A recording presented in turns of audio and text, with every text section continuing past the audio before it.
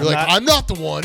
You guys are the ones. I'm the least horny person on this podcast. Anyone want to share the text from PFT on January 1st? It said, did you guys see Miley Cyrus last night? Yeah.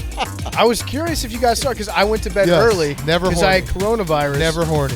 It's impossible to be horny with COVID. On today's Pardon My Take, Week 17 NFL season. Not the last week of the season. We've got some big games to discuss. A lot of playoff picture has gotten clearer. Some teams eliminated. Sorry, Jake, you were eliminated. Sorry, PFT, you were eliminated. It's all right. A great Sunday, though. Great witching hour. Big games. Awesome games. We're going to do fastest 2 minutes. We're going to recap every single game. We got football guy of the week. We got who's back of the week. Maybe touch a little bit on some bowls because all we've been doing is watching football the last 2 weeks. And we're going to do that because we're brought to you by our friends at Upstart.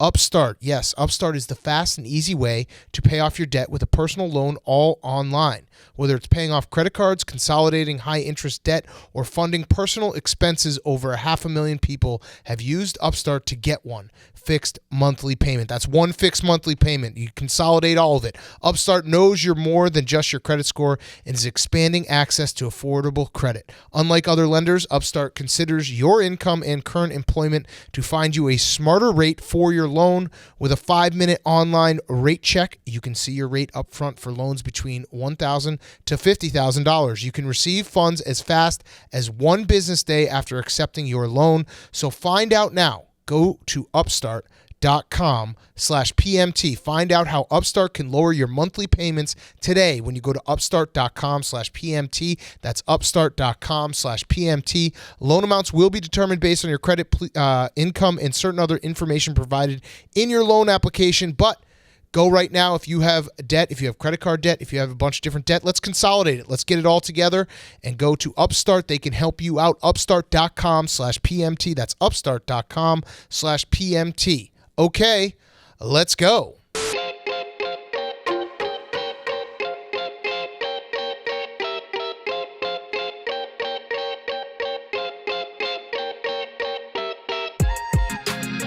Welcome to Pardon My Take, presented by Upstart. Go to upstart.com/PMT today to consolidate your debt. Upstart.com/PMT. Today is Monday, January 3rd, week 17. Whoop, whoop, whoop. We start in Cincinnati, where the chili-eating Bearcat fans look to lick their wounds as Bengals. It was Jamario Cart Chase who got a triple mushroom, scoring 3 times on Sunday. Pharrell Williams wore a big hat for the Chiefs offense, scoring twice. And in my estimation, the Chiefs are still the team to beat. That's cap boom. Clap along if you feel like the Chiefs now have C2. Cup of Joe Burrow is on his way to making $1 on his next contract, and there's a new Joe Cool in the NFL, and he resides in Cincinnati. The Bengals 34, the Chiefs 31, and let us be the first to wish the Cincinnati Bengals congratulations on the AFC North crown. From Cincinnati over to Nashville, where Deontay George Foreman grilled the Dolphins defense and landed the knockout blow on their season. Tua turned the ball over. Looked like he was smoking PCP on this raining day. I didn't know you liked to get wet. Ha! Come on, Jake. They're gonna pull your blood, Jake. You've been smoking PCP. Boat ill. In a touching tribute to his namesake university, Duke Johnson and the Dolphins' drives looked like they were drunk. Titans now have the 1 seed. Huh? The Titans? Titans 34. The Dolphins 3. Up to the Meadowlands, and we kick it over to the singing duo, Bruce Arians and Antonio Brown. I really can't stay. AB, it's cold outside. I gotta go away. AB, it's cold outside. Just throw me the ball. But you're not open at all. I must be leaving soon. AB, get in your balloon. AB, it's cold outside. The Bucks 28, the Jets 24. We were in great tune there. Nailed it, boom. In Indianapolis, where Hunter S. Thompson Renfro brought the fear and loathing from Las Vegas, it looked like the Colts were going to stay hot as Party Hilton hauled in an absolute dime from Carson Wentz. But Derek, baby, you can drive my car. had other plans as he took the Raiders down the field to set up the game-winning field goal from Dan, baby, you can also drive by Carlson. The Raiders get a huge win, 23-20. In Baltimore, where Odell Beckham stuck his fist into the ball pit of Chuck E. Cheese Clark as a defensive back had 2 interceptions and a touchdown. In a matchup of Sean John, only one coach had the clutch gene, and the Rams snatch a victory out of the jaws of defeat as Tyler Bluntly rolled up a big fat L. Rams 20, Ravens 29. Sticking in the DMV, where Boston Scott Hansen was the superior red zone option. Football team fans are saying, do you really want to Jalen Hurts me? Do you really want to make me cry? As the Eagles officially eliminated the Washington football team. Taylor Moon Heineke was looking very animated as he and Terry Troy McLaurin, who you might remember from such films as that sick catch in Week 1 against the Chargers and not being one of the guys that got into the fight on the sideline last week, tried their best in a losing effort. Eagles 20, Washington football team 16. In Dallas, where Antoine Wesley Snipes felt at home with no state income tax, hitting pay dirt twice. The Cowboys' offense continues to be rocky, but believers will wait to see how Kodak Prescott and his receivers develop. Chris Banjo turned Dallas into a bunch of soggy-bottom boys as Mike McCarthy remains the man of constant sorrow. Don't jump off that cliff, Kingsbury, just yet, Cardinals fans. Arizona is back, 25-22. Whoop! Whoop! Out in Seattle for Russell Wilson's last home game as a Seahawk, and DK Metcalf came one short of his personal record, scoring 3 times in an hour. Ahmad Rashad Penny had the inside stuff, running it between the tackles for 170 yards. All right, we're amen. Amen. I want amen with you. As St. Brown led the Detroit Zions with 2 scores, reminding Lions fans everything's gonna be all right. Seahawks 51, the Lions 49. In Southern California, Stone Cold Steve Austin Eckler and Andre the Giant Roberts formed a tag team to stun and suplex the Broncos. To end the first half, Scranton McManus had the office buzzing when he hit a 61-yard field goal. Meanwhile, Mike Williams took a tour de Los Angeles and pedaled into the end zone in the fourth quarter. But Noah Fant scored a touchdown for the 4th Times New Roman this season and thought to himself, what the hell, Vitica? We still lost by 21 points? Huh? Chargers 34. Broncos 13. Great job, Jake. I didn't know you like to get wet. Mike Williams is a classic. All right. Standing on a corner, Jameis Winston down in NOLA. Such a fine sight to see. Blake it easy. Blake it easy. Why the fuck you starting Taysom? Sean Payton's crazy. Saints go marching 18-10. Okay, week 17 in the books. What a week it was. We're watching right now Sean Mannion and the Minnesota Vikings sadly end their season in Lambeau. Just kind of quietly sitting down in the cold and just letting the Green Bay Packers wash over them. Yeah, it's a very sad ending to a great week 17 for the Vikings because Sean Mannion, he's a guy that I recognize his name. When I said, who's starting for the Vikings tonight, you're like, Sean Mannion. I was like, oh, that's nice. Yeah, because he was on the Rams for a while, right? Yeah, right. He was backing up Blake. And Oregon State, correct? I remember most of these guys. He's not a Virginia guy, is he? No, I remember most of these guys from college football because they were studs in college football. Mm-hmm. And then I'm like, oh, I liked betting on him in college football. He can't be that bad. Oh yeah, he is. So the Packers have the 1 seed. This is now like pretty much it is official. I think they have all the tiebreakers. I think the line next week against the Lions is going to be like a pick'em because the Packers will sit everyone, and now they have 2 weeks. They'll have 2 weeks off before they have to actually start playing playoffs, and that will be the end of the week 17 until we obviously have Big Ben tomorrow night in the most emotional game of all time. One last thing about this game, though. This game would have kicked ass if Kyle Sloter played. I agree. Universally, we can all say that Kyle Sloter would have been a much better representation of who the Minnesota Vikings could be. Actually, you know what I was really, really hoping for? And this this could have happened. There's like an outside chance in my wildest fantasy that this is how, on Earth 2, as they would say. Yes. On Earth 2, Kyle Sloter starts this game. He wins. He starts next week. He wins that game. And then guess what? They have to make a decision. Who's going to start the playoff game? Is it going to be Kirk Cousins or is it going to be Kyle Sloter, who's on a 2-game hot streak? Right, the hot hand. Thrown 8 touchdowns over the course of 7 days. I think you got to go with Kyle Sloter at that point. It will be interesting because, I mean, Kyle Sloter's not going to be the quarterback of the future for the Vikings, but it does feel we had a couple games today where it felt like errors were kind of over. It feels like this is the end of Mike Zimmer. Like they're probably going to move on. He's a good coach, actually a very good coach, but sometimes it's just like, all right, we got to do something different. And it might, I don't know how they'll navigate it, but might be the end of Kirk Cousins in Minnesota too, because it feels, not to get into the entire COVID protocol and stuff, but like to miss this game when your season's on the line, that sucks. Yeah, that sucks. I mean, I think there are a lot of things. It seemed like Zimmer and Cousins were kind of always going to be, they had like a shotgun wedding where at points it seemed like Zimmer really, really did not want Kirk Cousins, at least at that price tag. It might have just been Mike Zimmer hating every quarterback and just being a defensive guy and not really care. He definitely did not like Kirk Cousins anymore because of the price tag that came along with him. But it always seemed like a thing with Zimmer where it was like, yeah, I guess I'll try to win with Kirk Cousins. I guess he's my guy. But he seemed like his guy, but he never seemed like his boy. Kirk Cousins is one of those guys that, everyone knows this person in their office or their school or whatever.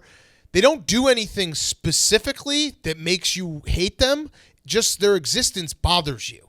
Like, I think that if you are in a facility with Kirk Cousins for multiple years, he never says anything bad. He's a nice guy. You can't actually say, like, oh, Kirk Cousins, like, oh, he fucked my wife, or oh, Kirk Cousins, like, you hear what he's bashing everyone behind their backs, or he's a fucking asshole. No, he's a nice guy. If you just look at him long enough, you're like, I don't like you, dude. He doesn't have any vices. That's the problem. Yeah. That's the problem. You can always tell. I always like a guy that's just riddled with faults. Well, he does have a vice. The way that he grills meat. Yeah, exactly. But no, his vice, grilling meat in the worst way possible. His vice is just that's a lack of not being a vice, is putting the foil down underneath. That's almost, I wouldn't consider that a vice. I think that's him trying too hard not to have a vice. But he also does wear socks and sandals, so that could be considered a vice because that's just like, I'm going to go out like this. He's the least accurate quarterback in NFL history on his gender reveals for his babies. That's true. That is true. So yeah, Kirk Cousins probably over in Minnesota. All right, before we get to the rest of Week 17, I am mad at you guys because we're now 3 days into the new year. How's your diet going? It's starting today as you're listening to this, but I'm mad because none of you have wished me a happy January. Oh, okay. So Dan Dockich has created January. Mm-hmm. It's January for Dan's. Okay, what do you do? We're going to read. Yell about participation trophies? Yeah, we're going to read, and we're going to be our best Dans. Okay. So watch out. It's January. But what's the difference between January and just New Year's resolutions? I don't really know. I just know that we have a month named after us, and I'm in. Okay. I haven't really actually followed up. Rules. Yeah, every time he tweets about it, I'm just like, I'm in. I don't even read the tweet. It's, I'm in. Weight loss. Okay. No Check. alcohol except for wild card weekend. Nice. That's kind of what divisional round. He's Just probably says going to except the. He's wild probably card weekend. he probably was expecting to go to the Colts game. Okay. Yeah. Read 5 books. Nope. That's too many That's books. great. You read Come on. children's books, right? But January, you can't read 5 books. Okay, I'll read 1. Do something good for someone every day. All right. January. And then he added today, get healthy all month. Wait, we're adding stuff?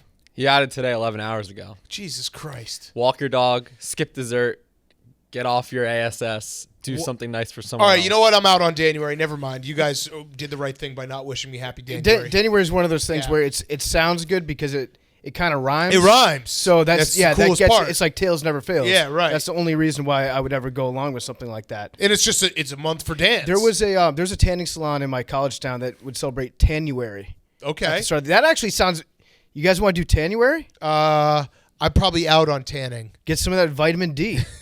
It's just one of those things that if you tan, there's just a lot of questions about like what. So where'd you go? It's like, oh, I didn't go anywhere. It's Tanuary. Yeah. Simple answer. You just stole January from me. No, Although I did rescind. You rescinded January. it, so I said yeah. we can You're right, open it you're up right. to something different. Yeah. All right. Let's talk some football because we had some great football. We're gonna start even though the lead story is Antonio Brown, which will be the second game, and we have the guy who picked him up, Hustle Hard, Danny Boy Hustle Hard? Danny Boy Hustle Hard. Danny yeah. Boy Hustle Hard. You know him. Who picked up Antonio Brown after he left MetLife Stadium. We have a phone call with him to get the scoop. No other podcast will do this. I can guarantee that. That will be story 2. Story 1 has to be the Cincinnati Bengals 34, the Kansas City Chiefs 31. The Bengals are your AFC North champions. Joe Burrow was incredible. Jamar Chase was incredible. They win the division at home against what was the 1 seed in the Chiefs and the team that everyone said, oh, here come the Chiefs. No one's going to beat them. An incredible game. Probably the best game that the Bengals have had as a franchise in, 5-10 years. And I'm just happy for Bengals fans because to replay how the season has gone, we had a whole rant in the middle of the season when they beat the Ravens 41-13 or whatever the score was, or 41-17. They were not leading they were the 1 seed at that given time, and we said, Bengals fans, soak it in, enjoy it, and then they fell off a cliff. And now they're back. Soak it in, enjoy it. Your team is for real. Joe Burrow is a fucking stud. That game was awesome. Yeah, Joe Burrow, I think last week I said he was elite-ish. I think he's elite. I think so, I think too. Joe Burrow, I think I'm ready to officially declare it right now. Can you name 5 quarterbacks in the NFL that you would take this week over Joe Burrow? I would take Joe Burrow over Justin Herbert, and I know people will be like, what? I would too. I would take him over Lamar Jackson. I would too. Wait, here's how we do it. Let's rank the AFC North quarterbacks. Okay. Number 1, Joe Burrow. Joe Burrow. Joe, you're going to say Justin Herbert for AFC North? No, AFC North, Joe Burrow, number 1. Number 2, Tyler Huntley. Yes, number 2, Tyler Huntley. Number 3, Josh Johnson. Yep. Number 4, Baker. 5, Case. 6, Lamar. Wait, what about Ben? Best availability. Lamar's not been playing. Actually, okay, this week and this week only, I might put Ben ahead of Joe Burrow. It's his because week. It's his week. It's his swan song. It We is- should pay it's his deference to Big Ben. But no, Joe Burrow he's an elite quarterback. It right was now. it was incredible. Maybe the people that were saying don't draft Jamar Chase. Oh, yeah. Because you should take an offensive lineman.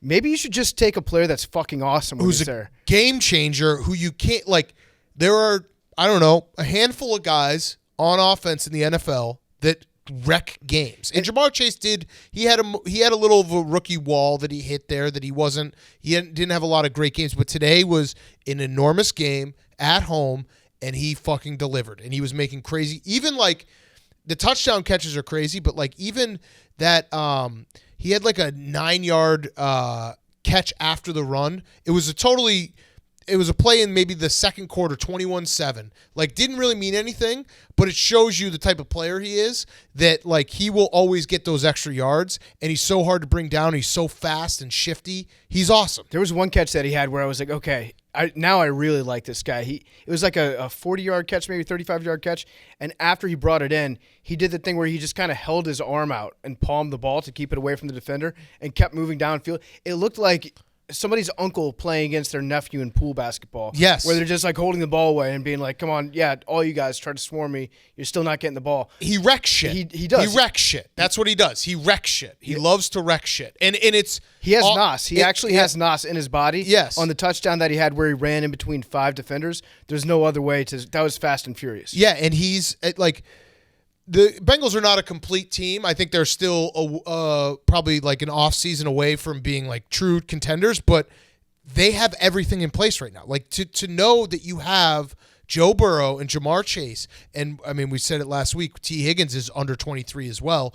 It's crazy how good they could be for a long period of time now, and the feeling of we have our guy and he's so good. And it's like, I mean, Joe Burrow, it's hard to fully explain why he is like elite and why I would take him over those other guys. But if you just watch him for a game, especially a game like today where he was on, and the amount of like sacks he gets out of, the ability to shift around the pocket and make big time throws. And they also, like the Bengals, the way they run their offense, they don't really do him a ton of favors. They'll run so many empty sets where he just...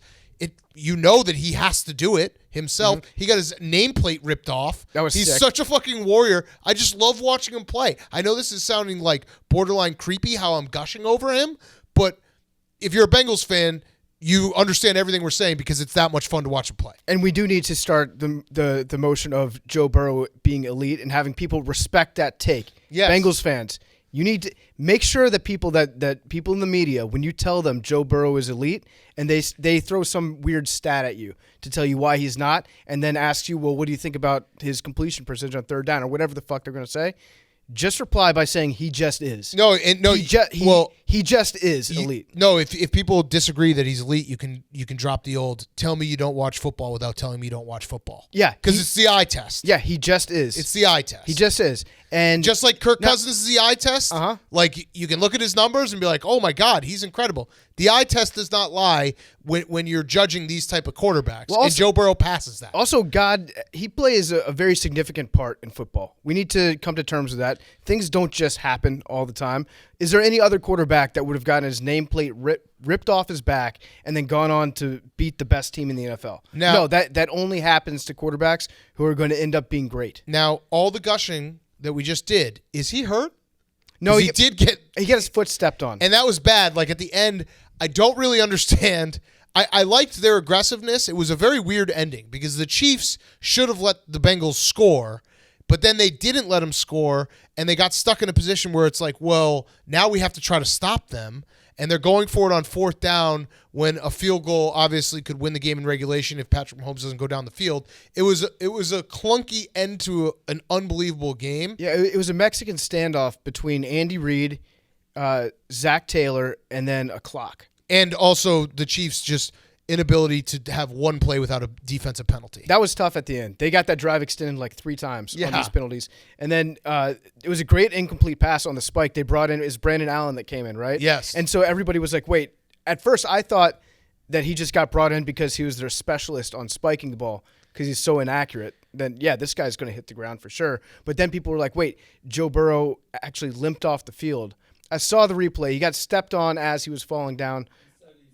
Oh, wait, Jake's, hold on. By the way, we're in our other studio because our real studio is broken still. So we'll be back there on Wednesday, but that's why if you're watching this on YouTube, you're like, where the fuck are these guys? We're in the radio studio. Jake. He appears to be fine. Okay. They're downplaying it.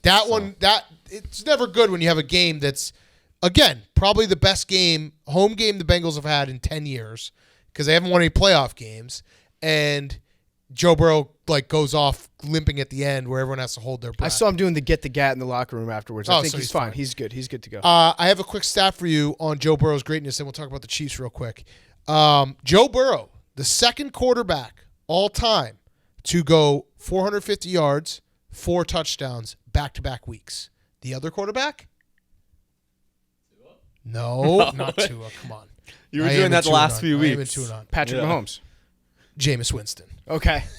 So that is rarefied air. Legends of Joe the Burrow, Superdome, one of both one. of them. Yes, Joe Burrow, 1 of 1. All right, so the Chiefs, they lose the 1 seed most likely. The Titans now just have to beat the Texans week 18 to seal the 1 seed because remember the Titans kicked the shit out of the Chiefs before the Chiefs went on their big long winning streak. There's 2 ways to look at this. One, the optimistic way. Choose your own adventure, Chiefs fans. Oh, well, we needed one of these games before the playoffs. We can get things right. This is okay. AFC is still our territory. 2, this is the defense. This is the real Chiefs defense. And it's not them playing Jordan Love or Daniel Jones. They had some good games against some good quarterbacks, but this is the real Chiefs defense.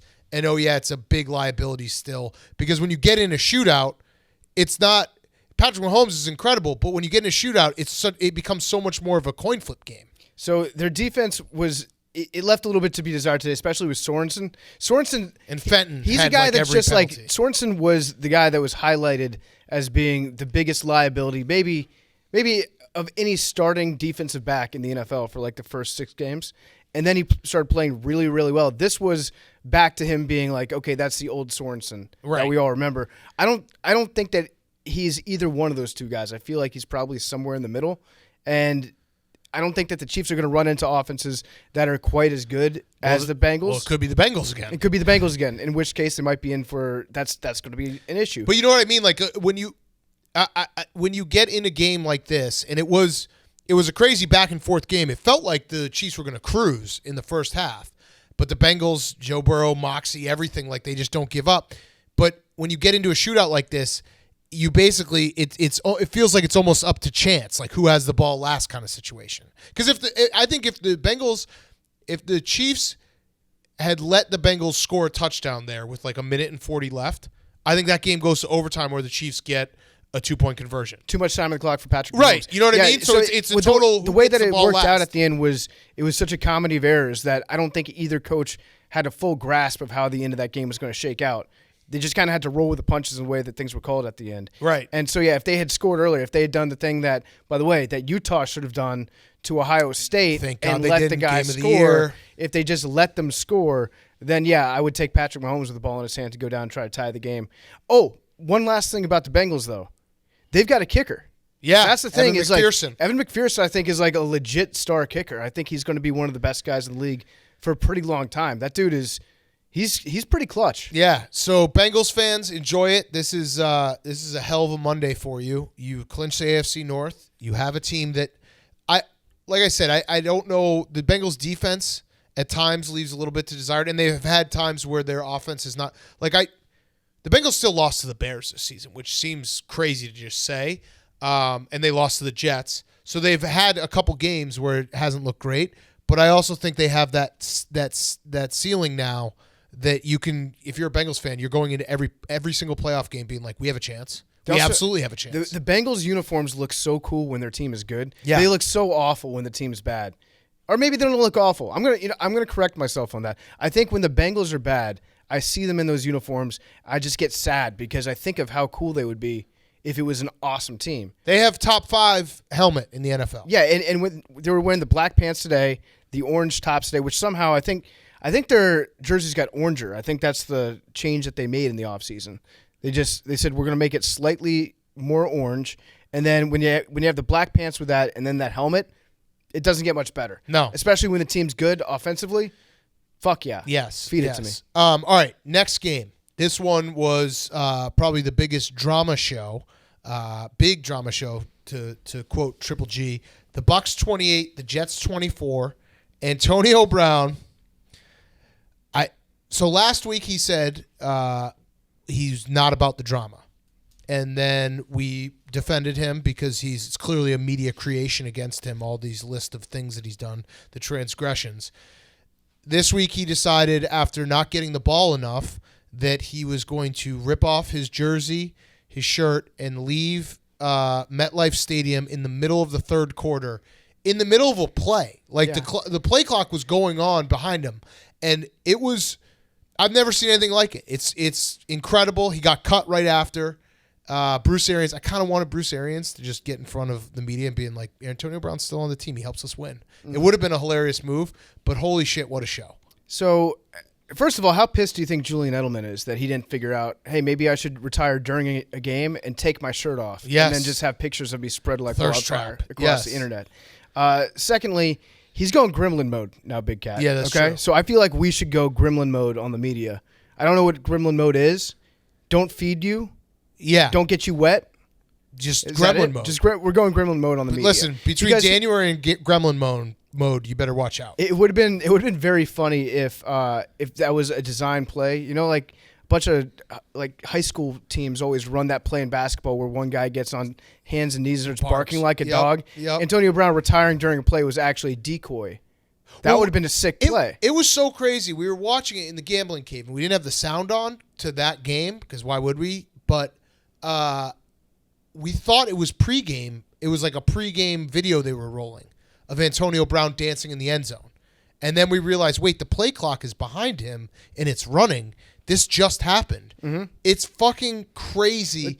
The whole thing. Also, shout out all the doctors on Twitter who have successfully diagnosed Antonio Brown with CTE, something that we still, the best doctors and scientists in the world can't do in a living human, but they've able to do it over Twitter. They know, but yet they've watched him on Instagram Live. So, yeah, like how is that? Well, it's way worse to be like, I think Antonio Brown has CTE than just saying I think Antonio Brown might be an asshole. Yeah, well, that's a normal thing to say. I think Antonio Brown might be an asshole. I think studies out. You can also say like Antonio Brown doesn't seem well. He doesn't seem like he's in a good headspace.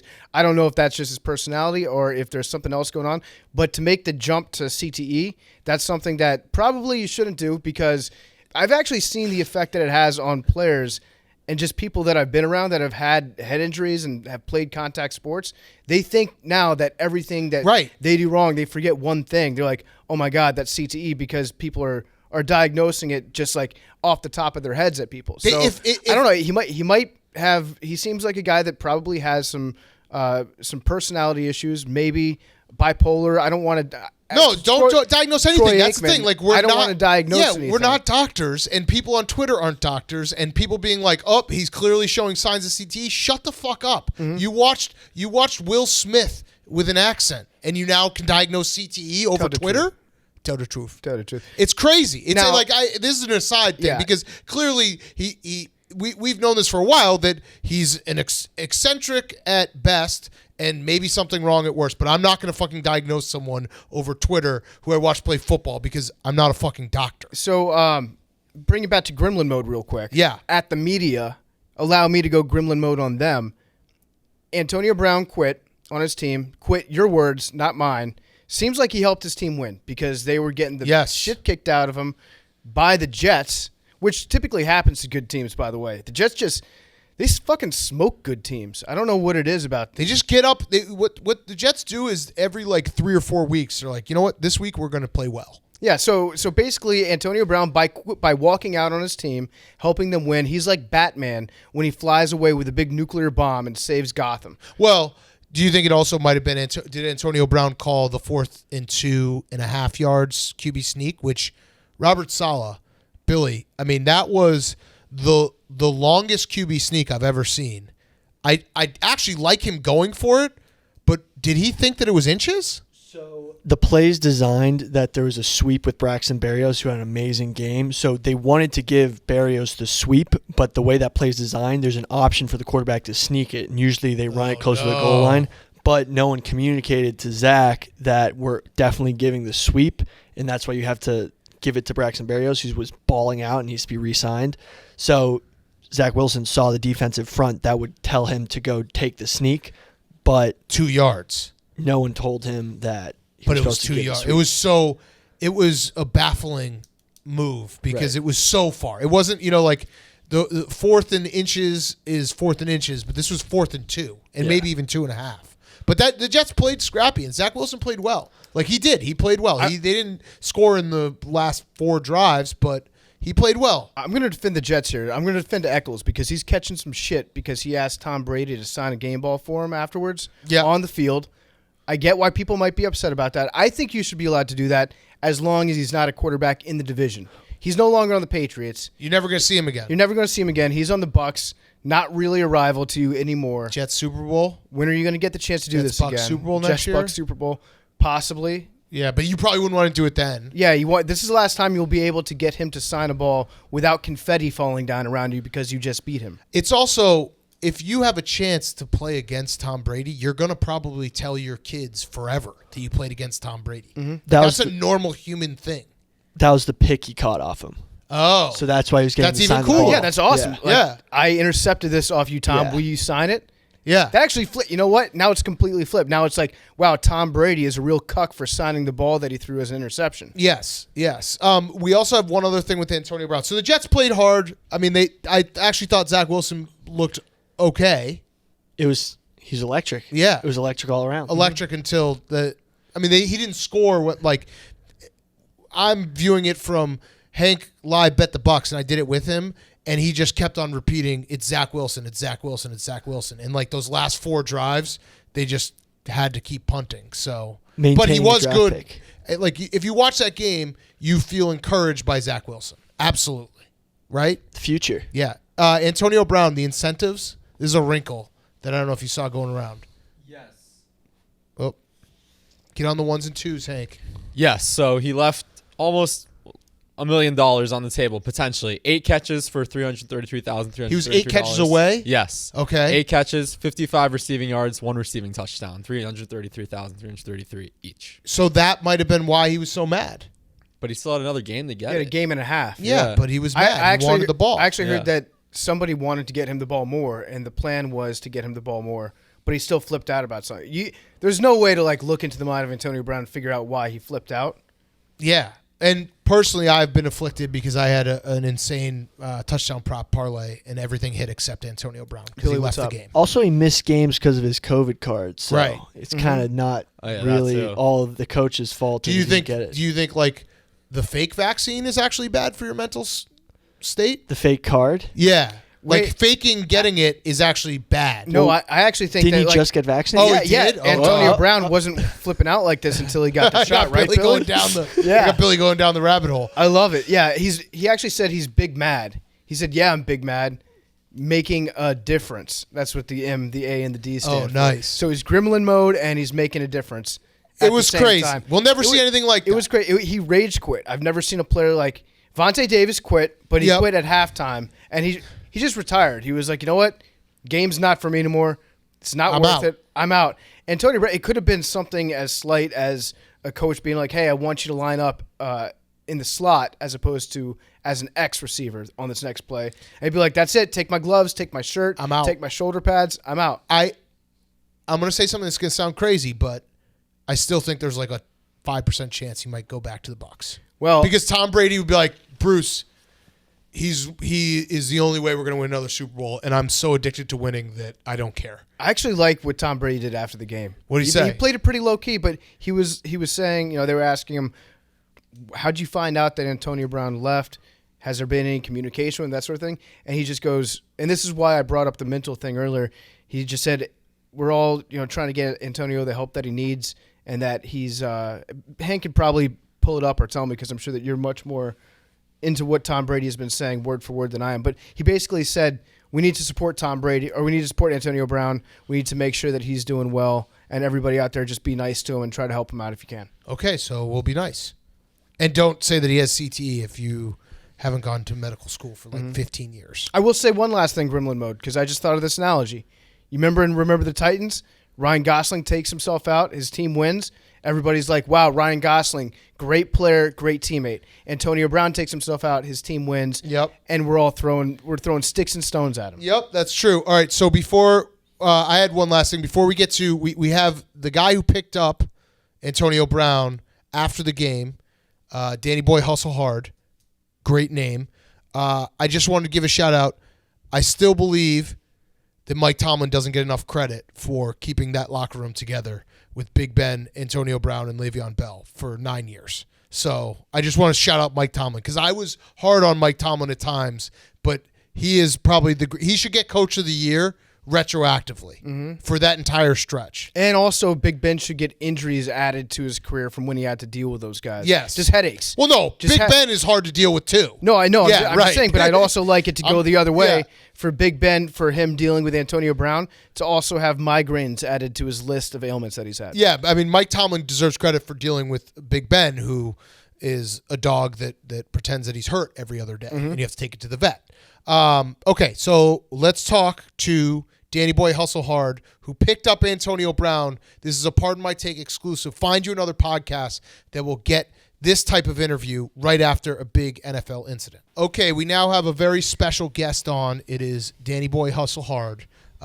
He is famous as of now on this show. People know him. Because he hustles hard. He hustles hard, but he is the guy who picked up Antonio Brown from MetLife Stadium after Antonio Brown left in the middle of the game, ripped off his jersey, walked out, left. So, Danny Boy, we're not going to ask you to tell us everything that Antonio Brown was saying, but can you explain to us how this all went down? Like, you get the call. Just take us from there. Like, you get the call. Yeah, me and AB are close. A lot of people don't know that because I just don't. He doesn't really come to town that much. But I got the call from somebody close to him, which is one of my close friends, Jared, who has huge memorabilia does like a lot of memorabilia, and he manages a couple of guys. But he's very close with AB. He's close with Odell. He's actually the behind the scenes guy. He's like the glue that nobody knows. He has no social media or nothing. Right. So you get the call from Jared, him. yep. Yeah, and what does he say? So basically, I called Jared because I'm a fucking degenerate gambler. I'm gambling on this fucking game, and I got the book, so I'm looking at the score, and I'm like, what, bro? What the fuck's going on? So then I see AB do that, and I called Jared, and I said, Jared, did you just fucking see what AB just did? And he's like, no, what happened? Because Jared lives in Pennsylvania by Philly, so he wasn't. I guess he was tapped into like the Eagles game or whatever, but basically. He didn't know, and he saw it. He starts fucking freaking out, flipping out like a maniac. He's like, oh, my God, I'll call you back. And then calls me back. He's like, Danny, I need you to go straight to MetLife and grab AB, like right now. Go straight to the MetLife Stadium and go grab him. So you pull up. What do you tell the security when you're pulling up? Are you like, hey, Antonio Brown just quit. I'm the guy that's supposed to be pulling up. How do you get to the stadium? Here's the catch to this. Here's the catch. So me coming from my house, it was taking me a little long. People were taking pictures. So this fucking lunatic jumps into a state trooper car, and the guy flies him to fucking Newark Airport to get a Tampa flight. You know what I'm saying? Right. But he gets to Newark Airport, and he's like, nah, fuck that. And now me and him are going back and forth on text, and he's telling me what's going on. So I fly to Newark Airport, and he hits me up on FaceTime, and he's like, yo, man, I can't get on this flight, man. They're taking pictures, a video, man. Fuck that. Yo, come pick me up. We turn it up. And I'm like, this kid's fucking shot the fuck out. This kid's really shot out, bro. There's something fucking wrong with this kid. So he's fucking terminal C level 2. He's fucking bugging out. He's laughing like this fucking guy's laughing like he just fucking scored 9 touchdowns during the game. Like I couldn't believe what the fuck. So I'm like, bro, yo, AB, what up? And he got in the car and we were gone. You know what I'm saying? So when he's in the car, is he just like, yo, that was pretty crazy, or was it was just normal, regular day? Like, yeah, bro, just bro, left. Bro. If you would have saw him, you would have thought his fucking girl just gave birth to a fucking baby. Like he was in such a happy mood, but you could tell like he was like in not a bad mood, but maybe he was like a little disappointed, but he was trying not to let it get to him. Mm-hmm. Well, it's got to be nice to quit your job. No matter what, it's cool to quit your job. Best feeling in the world. Here's the deal. He wasn't really signed. Yeah, he's not signed for like a fucking $30-40 million contract. You know what I'm saying? So, I mean, AB's got money, so he really doesn't care about whatever's going on. Whatever he's signed for, whatever. But not that he doesn't care about. I don't want to say he doesn't care about it, but it's more like he really didn't give a fuck. To be honest with you, you know what I'm saying? So when he got in the car, I flew to the airport because I know AB personally, and I know he's a fucking lunatic, and I don't want him getting locked up at the airport. So I was already on my way over there, bro. So you pick him up, you get him in the car. He seems to be in a pretty happy mood. Did he give you any indication whatsoever of what it was that made him make the decision to just throw his shirt and his gloves? Well, here's the deal. They were down. I'll be honest with you. They were down 24-10 or whatever the score was, and he wasn't getting the ball. You know what I'm saying? So. And what really set him off, I think the coach or somebody on the sideline, it was a coach, said something to him, and that really just flipped his fucking top. You know what I'm saying? That's 100% fact. Yeah. I don't know if the coach said he was going to bench him. I don't know what was said because I wasn't there, but I know that something was said, and that just made him flip his top because if you watch the game, Gronk was getting the ball the whole time. You know what I'm saying? Yeah. So, that's true. The I guess my last question is, so he got cut like right after the game. Was he in your car when he got officially cut, or did he know like this is it? This is not. He was in my car the whole time. After I picked him up, me and him were in the car for like I don't know, like a good 2 hours. We were just driving around, went to the city. You know what I'm saying? We just went to the city and just try to get that shit off his mind. And I mean, not that it was going to get off his mind right away, but try to get that shit off his mind and put him in a better place. And me and AB, like we fuck with each other. So I mean. He kept saying he was FaceTiming all his people like, yo, man, he picked me up, Damn, man, he always puts me in a better mood and shit, man. Fuck these folks, you know what I'm saying? But he he put a post up in the car. He was even asking me like, "Yo, what you want me to? Is this a good picture? Is that a good picture?" And then he's like, and he wanted to go on Instagram Live, and I just told him, I was like, no. Yes. No shot, bro. So Instagram Live, and then and then his manager was on the phone. Was like, "Don't do that." His manager was like, "Don't even attempt to do that." Yeah. And then he was like, "Nah, I'm just fucking around. I ain't doing that." You know what I'm saying? But so is he going back to Florida tonight, or is he chilling in New York? He is chilling, bro. He's chilling in New York. I don't know what his plans are, but he's in New York. He's in New York now. I don't know what his plans are. We're gonna do dinner probably a little later and nice. See what's going on. Now I lied. I have one last question. This is actually a very important question because we went through the list of things that Antonio Brown, Steelers fan, made a list of like his transgressions, and there was a very important one that was highlighted when he farted on his doctor. You've driven him around before. Has he ever farted in the car with the windows up? I'll tell you what, bro. I drive a lot of these guys, and they're healthy guys, right? And the healthier that you are, the nastier the fucking fart smells. It's a fact. So no, it's a fact. It is a fact, bro. Bro, listen, Saquon is my brother, bro. Shep is my brother, bro. Let me tell you something about Sterling Shepard. You do not want to be in the car when that man farts. It's like a fucking It's like chemical warfare. It's probably worse than COVID. It's worse, bro. It's worse. Wait, I saw on your profile on Instagram that one of the guys that you drive around is Brooks Koepka. He's a friend of ours. I know that Brooks he's a very healthy guy too. Has he ever farted in the car with you? Brooks has definitely 1,000% farted in the car. And it's funny you bring Brooks up because me and him were on text the whole time as the shit was going on. And he's like, "Danny, no shot you got AB in the car. No shot. He's like, "I'll bet you $1,000 he's not getting on that flight." And I was like, "Yup, you won, bro." Me and Brooks are really, really close. That's my dog, bro. Yeah, he's the best. I also saw a tweet from Brooks saying about this same time that he guarantees that AB is going to fight a Paul brother at some point. Did AB mention anything about doing celebrity boxing?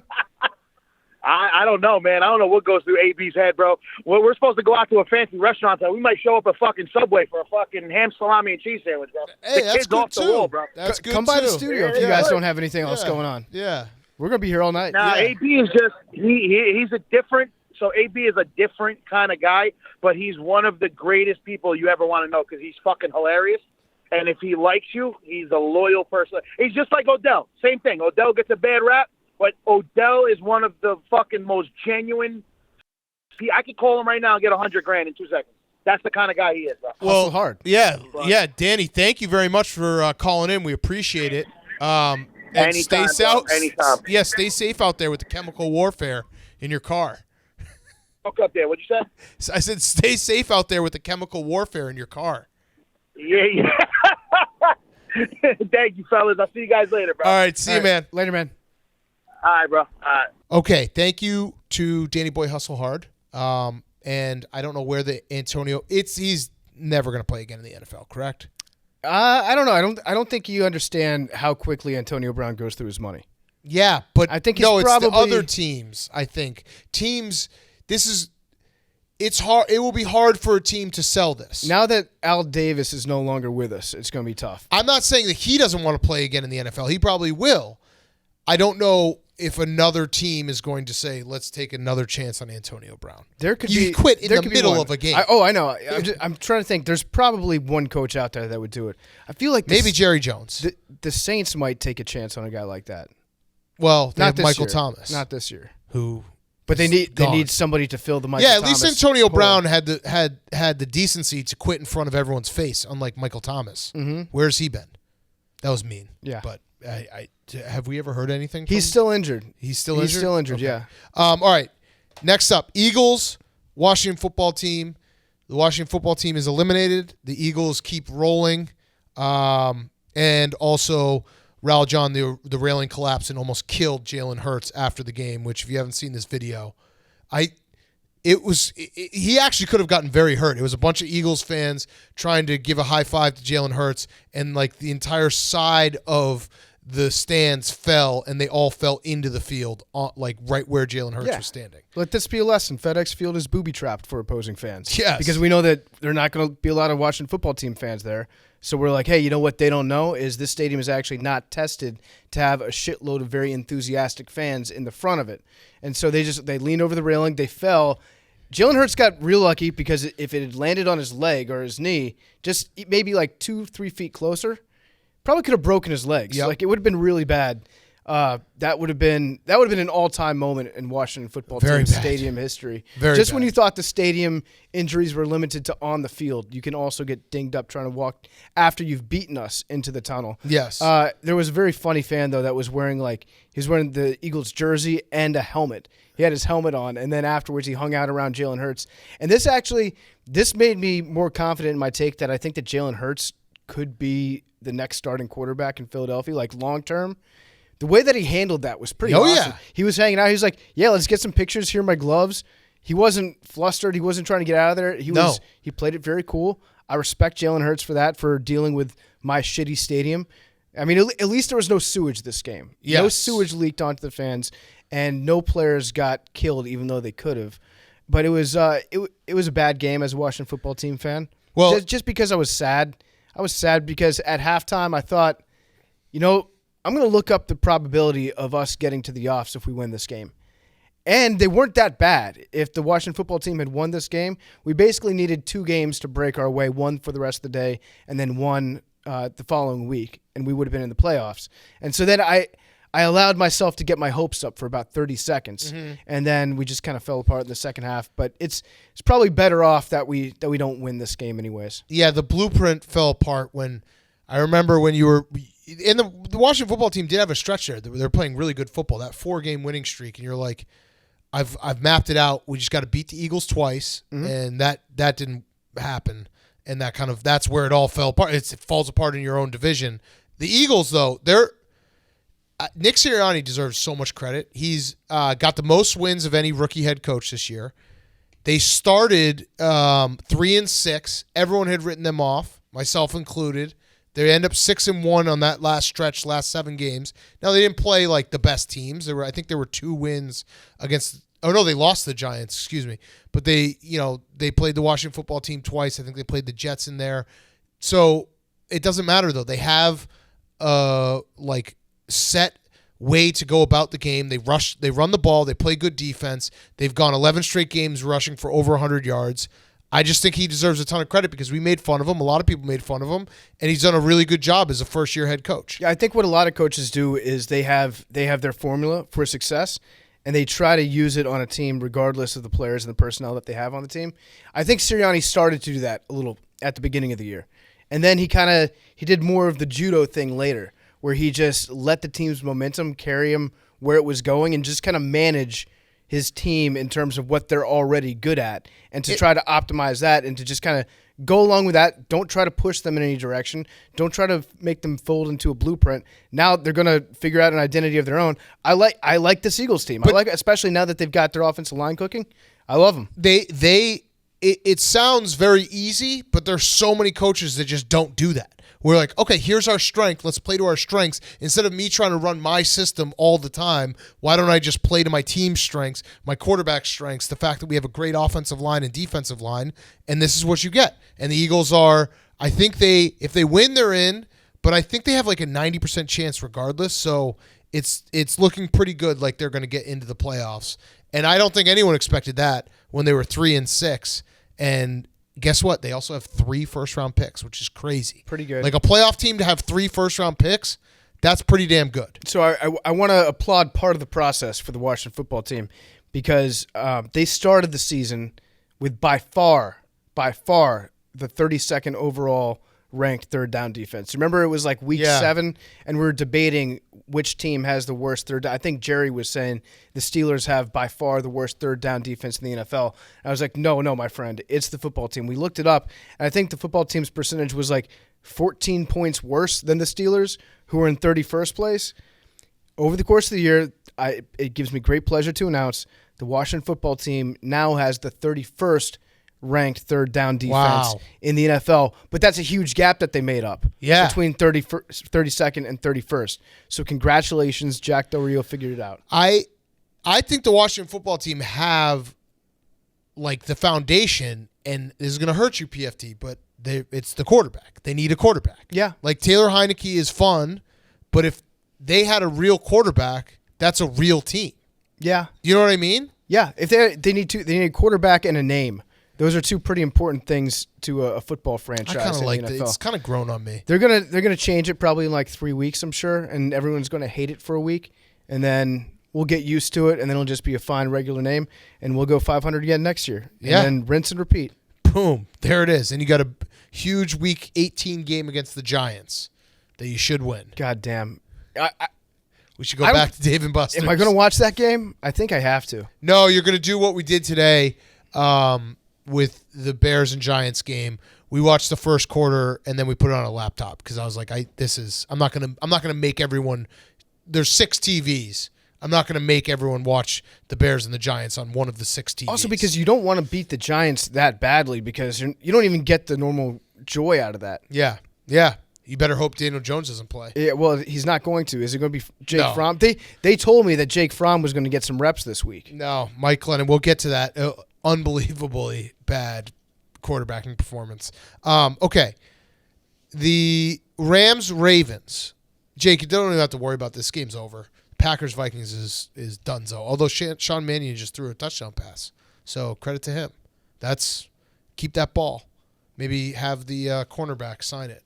Should be like, I threw a touchdown pass on your ass. Ability to see one of the Jets go into the stands and try to rip the ball out of the hands of like a 5-year-old. I was trying to figure out what was going on with Yeah, that. I'm telling you what's going on with it is that a 5-year-old got gifted a touchdown ball. And they didn't want it? And then a player from the Jets leapt into the stands, tried to grab it out of the 5-year-old's hands. The best part is the 5-year-old has tremendous ball security, and the Jets player couldn't even strip a 5-year-old. Oh, no. Was it a defensive player? I think it was. It was a bad look. Oh, no. That's really bad look. All right. Rams-Ravens. This game, even though the Rams won, this is like the type of game that if you watched, you're like, oh, that's why I would be nervous about the Rams. Because Matt Stafford had a terrible first half. He had 3 turnovers. He was awesome at the end of the game. I think he went like 14 for 14 down the stretch. But you can't do that if you're playing against a real playoff team. In the playoffs, you can't be like, oh, let me have a 3-turnover first half and hope we survive. It was a very Jameis-like interception. Yeah, too. and the fumble. Just found the linebacker, had it returned about like 6 yards for a touchdown. The fumble was bad. Hollywood Brown played pretty bad. Matter of fact, I feel like this entire offseason we should take away Hollywood's nickname. Oh, okay. It should last until next preseason. We'll give it back to him if he makes a good catch because this was a stinker of a game. I like it. Yeah, but this game, even though the Rams won and they deserve credit for like gutting out a win, and Odell Beckham is absolutely a game changer. That catch he made on 4th and 5 when he had a defender like draped all over him and Matt Stafford threw it a million miles an hour. That was an insane catch. He is like, we've made our jokes about Odell Beckham, but he is an absolute difference maker. And I just watched that game. I was like, Rams, you basically live and die with, is Matt Stafford going to wake up and have a bad game? Yes. Is he going to wake up and just be Lions Matt Stafford versus what we saw for a few weeks this year with the Rams when he was like lighting the world on fire? So it's going to be a question of the matchup that the Rams get in the playoffs because there are a lot of teams in the NFC that I actually think their style kind of matches up pretty well against, where they can get away with being a little candy ass and being a little finesse, as Julian Edelman puts it. But there's a chance that they would have to play either the Eagles or the 49ers in the first round. I think the 49ers kicked the shit out of them. Well, Kyle because Shanahan Kyle owns Shanahan Sean McVay, and Sean McVay, also just their style of play. Yep. I think the Eagles could kick the shit out of the Rams in the playoffs. Yeah, I mean, it's just, you watch them and they have all the talent in the world. And Von Miller, I think, had 2 sacks today, and their defense is playing well. But Matt Stafford, if he just wakes up on the wrong side of the bed, you're fucked. That's kind of like the Matt Stafford. You're just rolling the dice. And can he do it 4 games in a row to win a Super Bowl? I don't know. Maybe. Yeah. Probably not. Probably not. Probably not. But he's probably going to – I think if he doesn't get matched up against one of those 2 teams, I don't know what the potential matchups do look like. there are a lot of teams that are higher seeded in the NFC that I think that the Rams match up better against than those at the lower. But you know? it comes down to, like, we've seen it a few times. You remember the Titans game where it's like, if Matt Stafford's just going to decide today's the day I'm going to throw a pick six, you're going to lose in the playoffs. Yeah. You just are. And it's just the Ravens have been decimated by injury. They've completely fallen off a cliff. They've lost 5 straight. They went from 8-3 to 8-8. And it's weird because the Ravens have a season where everything fell apart, but you still are like feeling good about the future because you have John Harbaugh and you have Lamar Jackson and you have like a good core. And if guys just come back from injuries, you'll be okay.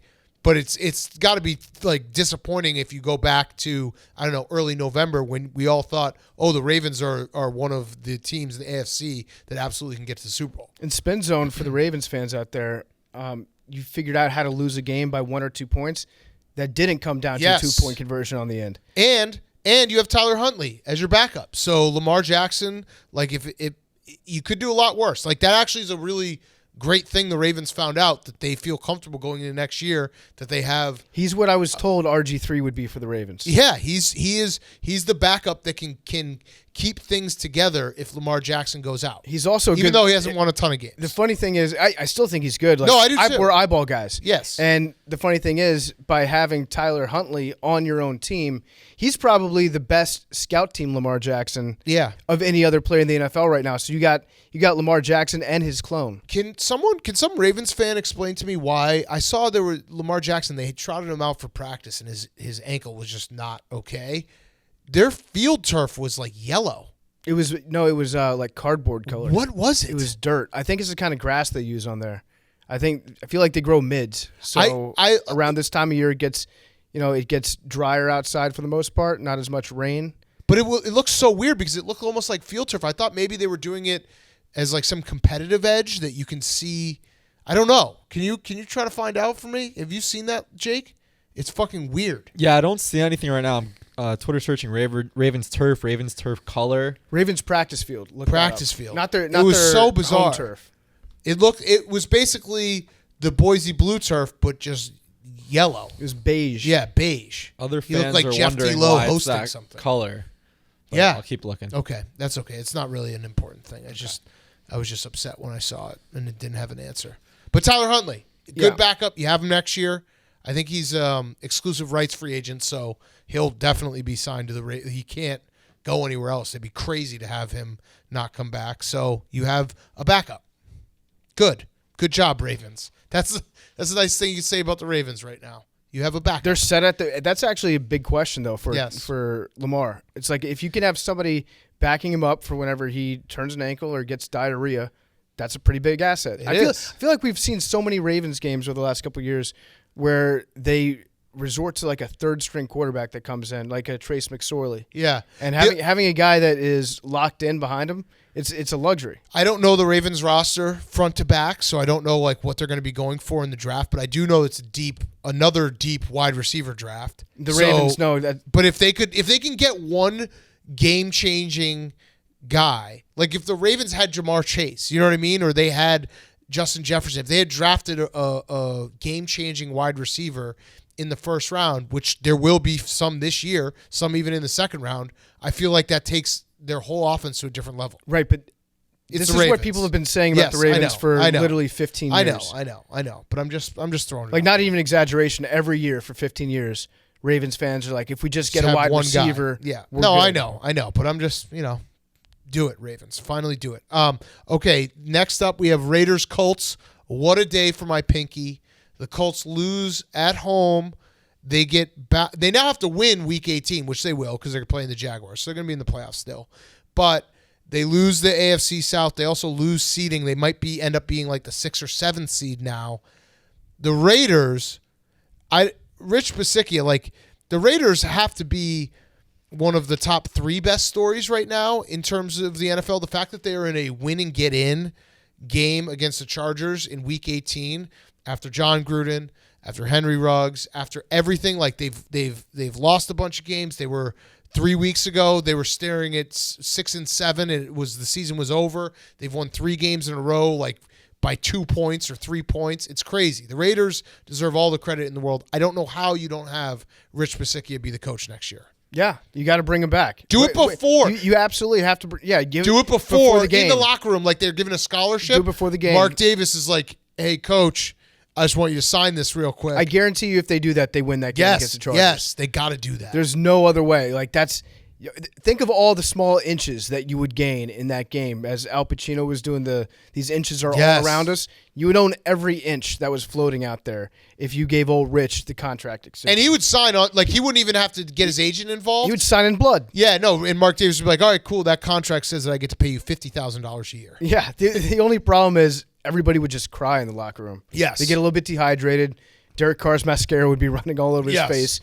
It would be a bad scene, but that's actually a brilliant thing that the Raiders should do, because I don't think that you're going to find any coach out there that has the pulse of that locker room like Rich does. And he's got him on the cusp. Like, I hope they make this a Sunday Night Football game. I assume they will. They got to, yeah. Yeah, it is a true win and get in Las Vegas, Sunday night. I'm just calling it right now. Week 18, Chargers at Raiders. That's fucking awesome. Yeah, it's going to be great. And I was hoping that we get to see Sam Ehlinger today. Obviously, the NFL felt a different way. They saw the Ian Book performance. And not only did they say, we're just going to ignore all the COVID stuff, but they also said, okay, you don't even have to be totally recovered from COVID yet. Right. As long as you just say that you're feeling better and that your name's not Ian Book, we will let you start in an NFL game. So Carson Wentz was like, yeah, I was sick. I swear to God, I'm feeling better. I'm good. I'm on back. And he played okay. He had that excellent touchdown pass to T.Y. Hilton. He threw an absolute dime right between, I think it hit 4 Raiders' hands. It was so bad, and this is why I've gone back and forth between being scared for my pinky and being like, I'm fine. If right now, I'm fine, because this is Carson Wentz, and he has played well. He's good this year, but he's had games where the real Carson Wentz shows up, kind of like Matt Stafford or like Jimmy Garoppolo. Are you going to win 4 games in a row with these guys playing like their best without any hiccups? I don't buy it. I do not buy it. And I think he's been pretty bad. He played well in Arizona game, but he was bad in the Patriots game. He was bad today. And I know obviously he didn't throw any interceptions, but that was an interception that he threw that just happened to bounce off everyone. Right. And he's not doing things that like win them the games. And I just feel comfortable. I feel comfortable with my pinky knowing Carson Wentz can't string together 4 straight games where he's like incredible. No, it's not going to happen. I think that your pinky's totally safe. I would say that it's way more likely that Matt Stafford could do it than Carson Wentz could do it. Absolutely. But they're the guys. It's not like they're not good quarterbacks, because Matt Stafford is a good quarterback and Carson Wentz has shown that he can be a good quarterback. It's just the consistency of, do you just know that they'll show up and they won't like completely shit down their legs? And I don't think that's you can say that. I have a hypothesis about Carson Wentz. I'm checking up on the schedule right now to make sure that it's right. But I feel like he plays better when he's slightly injured. When When he doesn't even have the internal belief in himself that he can do superhuman things. Because that's one of Carson Wentz's biggest problems is, like we say, he never thinks that a play's dead. Right. He thinks he can escape out of anything. But if he knows that he's limited a little bit, then he knows that he can't escape out of anything. Then he makes smarter plays occasionally. So I'm looking up to see when he had the double sprained ankle. Yes. Was that against the Titans? Yes, I believe so. I think they lost. They lost 16-15. They've lost both. Yeah, they lost both times to the Titans. So they lost 25-16. Maybe 2 sprained ankles is too much. I think 1 sprained ankle is the perfect amount for Carson Wentz to play on. The last thing I had on this game is that I love Derek Carr to Hunter Renfrow. It's rare. Like, Hunter Renfrow is not an elite. Well, you could make the argument he's an elite receiver for what he does, but he's not. You know what I mean? He's not a guy who's putting up insane, out of this world numbers like Jamar Chase, 266 yards. But Hunter Renfrow, like when Derek Carr needs a big play, he's always there, and their connection is so lockstep. It's awesome to watch. It's similar to like a Brady and a Edelman or Rodgers and Devontae Adams. When guys have that with their receivers, or like Kelsey and Mahomes, and you just know that they will always get that first down. And that happened on that last drive. He threw that like Derek Carr threw that. I think it was like a kind of a moon ball to Hunter Renfrow that was perfect. And Hunter Renfro's always there to make a big catch. It just occurred to me, they kind of remind me of Harry and Marv from Home Alone. If you did a gritty reboot of it where they were in their 30s or like late 20s, and then Marv would be Derek Carr with his hair. Hunter Renfro's kind of balding, yeah. He's trying to make up for it with his beard. And listen, just Blake Bortles needs to – they actually need to sign Blake Bortles so that he can teach Hunter Renfro how to do the quick helmet to hat. Just shave it. Just shave his head. I guarantee if Rich Bisaccia gets that contract extension, he could just be like, all right, boys, let's all shave our heads for solidarity with Rich. Right. And then Derek, you're good. Hunter, you go first, actually. Yeah, right. Okay, yeah, Hunter's going to go first. And then they'll be like, whoop, got to run out on the field. Game's time. Yeah. It's just, there's something about having a receiver that like big moment, they'll always be there. And they'll always get that first down.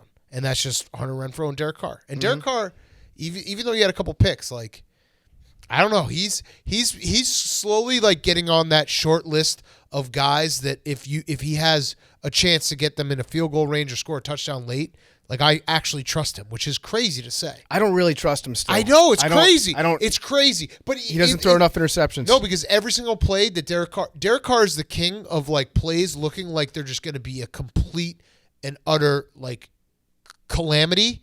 And then he sidesteps his way out of it and hits Hunter Renfrow. And he runs with tremendous balance. He should have gotten sacked like 4 times on that last drive. Yeah. He throws a very pretty deep ball, too.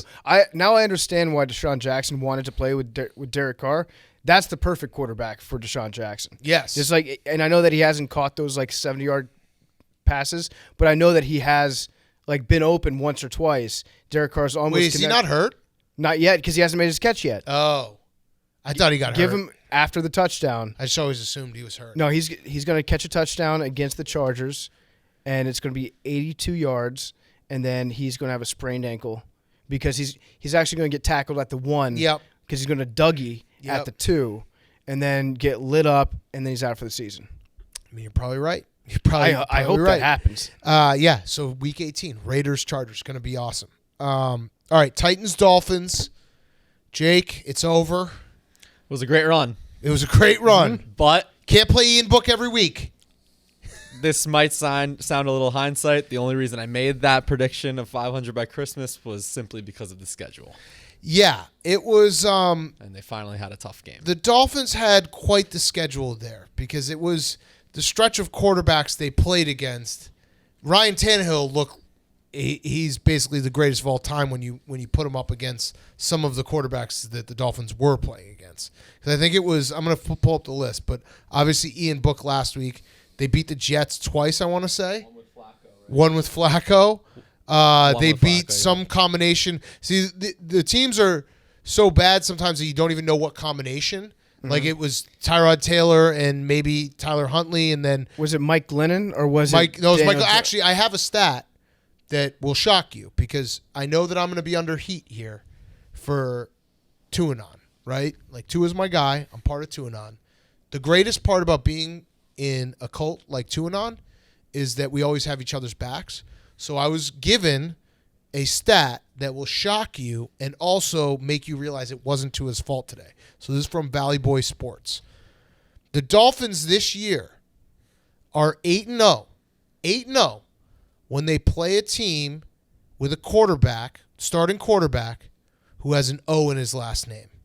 Whoa. They're 0-8 when they play a team with the starting quarterback who does not have an O in his last name. Okay, so I'm going through the teams that they played. I'll give you. I have the list. So Ready? Josh Allen Ready? would be one of those quarterbacks. So here's the 8-0. Uh-huh. These are the teams that they beat.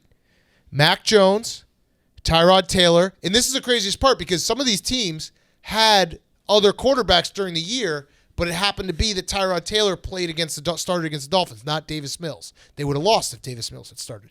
Mac Jones, Tyrod Taylor, Lamar Jackson, Zach Wilson twice, Cam Newton, Mike Glennon, Ian Book, not Taysom Hill. Mm-hmm. That's 8-0. 0-8 against Josh Allen twice, Derek Carr, Carson Wentz, Tom Brady, Trevor Lawrence, Matt Ryan, and today with Ryan Tannehill. So who do you play next week? It's Mac Jones. Jones. So that's a win. That's a win. So now if Mac Jones wins next week, that throws the whole stat off. It does, but they're eliminated, so we don't even have to count the stat anymore. You got to know. If Kevin Hogan had played today for the Titans instead of Ryan Tannehill, the Dolphins' season would still be alive. This is not Tua's fault. The rain was offensive, to say the least. It was only raining when the Dolphins had the ball today. Dangerous. I noticed that. Borderline a hazard. It was. The announcers said it's really raining. Yeah. I mean, there you go. I have a question about Ryan Tannehill and his switch from wide receiver to quarterback. Yeah. How bad was he at wide receiver? Because every time I watch him run with the ball, there's nothing about him that screams like He's kind of converted wide fast. receiver. Exactly. He's kind of fast. Yeah, he's kind of But fast. you would assume that like a converted wide it's been receiver a while. to a quarterback. It has been a while. Yeah. But Yeah. it wasn't to his fault. He just went up against a quartaback without knowing See, their last name. I'm a truther. It's to a truther. Yeah, I don't know. What's his brother's? Talia. Yeah, I'm Shout out him. He fucking easiest bowl win of all I'm in time. the Pinstripe Talia band. bowl. I'm not a Tuanon guy. I think Tua, he looks so cool that he makes people want to root for him. Now, he was bad today, but it also was out of his hands because he didn't play a quarterback with an O in his last name. He also had like 4 of those plays where the ball was next to him on the ground. Yeah, well, it was raining, PFT. I don't know if you saw it. Yeah. Did you want me to Yeah. say the quote again? The announcer said, it's really raining. Yeah. This is a game on the road against the team that's the number 1 in the conference. Yeah, so let's talk about the Titans because the Titans, like the fact that Titans are the 1 seed in the AFC and they should beat the Texans next week. They did lose to the Texans earlier this year. They just when you think the Titans are dead or we've been disrespecting them so much, they're now you look up. It's week 17 with the Chiefs lost. They're the 1 seed. They will have a bye. Mike Vrabel deserves Coach of the Year. They've had, I saw the stat, the NFL record 88 different players played for the Titans this year, which is insane. It's an all-time record. Or is that leading record, the league this year? All-time record. I do want to make a plea, though, to Titans fans. You don't want our respect. It's working for you. Like, why would you want to be respected at this point? This is the rarest thing you can have in all of sports. You're literally the 1 seed in the AFC, and you're disrespected. That's incredible. To be able to play that card of no one believes in us, and truly no one believes in you. And they've also got Derrick Henry coming back. Yeah. And he's going to actually try to play in the playoffs. But still no one's going to believe in you. Right. And you're going to be able to say, wait, we've got the returning leading rusher from last year. We've got, a team that's been dominant against very, very good teams this year. Yeah, they suck against some bad teams. But guess what? You're not going to be playing any bad teams in the playoffs. You're playing good teams. Everything is aligning perfectly. You're at for the home. Tennessee Titans. You have Fat Randy. You finally Randy. have a kicker. That's been your worst problem for the last couple of years. Yep. The Super Bowl goes through Nashville. 2 games. You win 2 games at home, and you're in the Super Bowl. It's crazy. And I still, again, don't believe in them, which you want me to say that because that's all anyone does. Everyone's like, yeah, maybe not because Ryan Tannehill, who knows? They're here. They've battled through everything. Mike Vrabel should be Coach of the Year. I texted him. I was like, Coach of the Year, Mike Vrabel. And he's like, oh, now you believe in me? No. So now it's like, no, fuck that. I'll chip on your shoulder still. You know what? I think it was a very funny response. It's like, oh, shit. the most important player, A.J. Brown. The teams look so different with him coming back. Absolutely. And is Julio out for the year? No, I think he's back too. He hasn't been good. Julio has 2 things wrong. I think he's got COVID and He's old. and a hamstring. And old. Yeah, and he's old. Yeah. But yeah, no, AJ Brown is an absolute beast. If I were a Titans fan, I know Titans, shout out all of our Titan fan listeners, shout out the boys. They're relentless on Twitter. Why would you want us to respect you at this point? Because the minute we start respecting you, everything, you guys you have the golden ticket. You are the 1 seed that can play the disrespect card. That's so rare. That's what you thrive off of. You know how hard it is to be a 1 seed and to still be able to play that card legitimately? Nick Saban would kill to be in this position. Nick Saban, this is what he wakes up and he dreams of. Right. Is to be a number 1. He has to invent ways of people disrespect. He has to have people that go through every article written on every website about the Crimson Tide to find one small thing to be like, oh, look, this guy thinks that our punter isn't as good as the guy that we had last year. Right. You gonna let him talk about your boy like that? Like, this is what every coach absolutely wants. Yes. You think the Packers can play the disrespect card? No chance. Everyone lists the Packers. Like, the Chiefs can't play the disrespect card. Oh, no, and they're the 2 seed. Aaron Rodgers is like, I've been canceled. That's true. Since Aaron Rodgers has been canceled, he's like, now I'm on fuck you. Yeah, fuck you mode. But if you like, the Titans deserve all the credit in the world. What they fought back through this entire season. Every time I've doubted them, every time everyone's doubted them, even when they're down 10-0 or whatever it was against the 49ers on that Thursday game that we didn't recap ever on this show, they always find a way, and they're just a fucking gritty, tough team that's going to be a real hard out, and the Super Bowl goes through Nashville. And you know what? Now that I said all this, Texans probably will beat you next week because Davis Mills is that good. Well, and also that's disrespect. And also the Titans don't play good against shitty teams. Yeah, and that's the chip on your shoulder. Yep. So there you go. Get better against shitty teams, and I'll start to believe in you. Where's the state of the Dolphins? This is Brian Flores' MO. Every year, just do enough to be like, well, they're building something. Yeah, exactly. It's time to get 2 or more weapons. Oh, okay. Actually, the best thing ever, the most Dolphins thing ever, would be if they beat the Patriots in the last week of the season. They end up 9-8, and now you're like, okay, yeah, they're really putting something They're together really there. building this thing. Mm-hmm. It's really going to work next year. Olave. Oh. That's the pick. Oh, okay. Yeah. Jalen Waddle on one side. Olave. Start to build like the Bengals. Just get these stud receivers. Okay. We'll see. Yeah.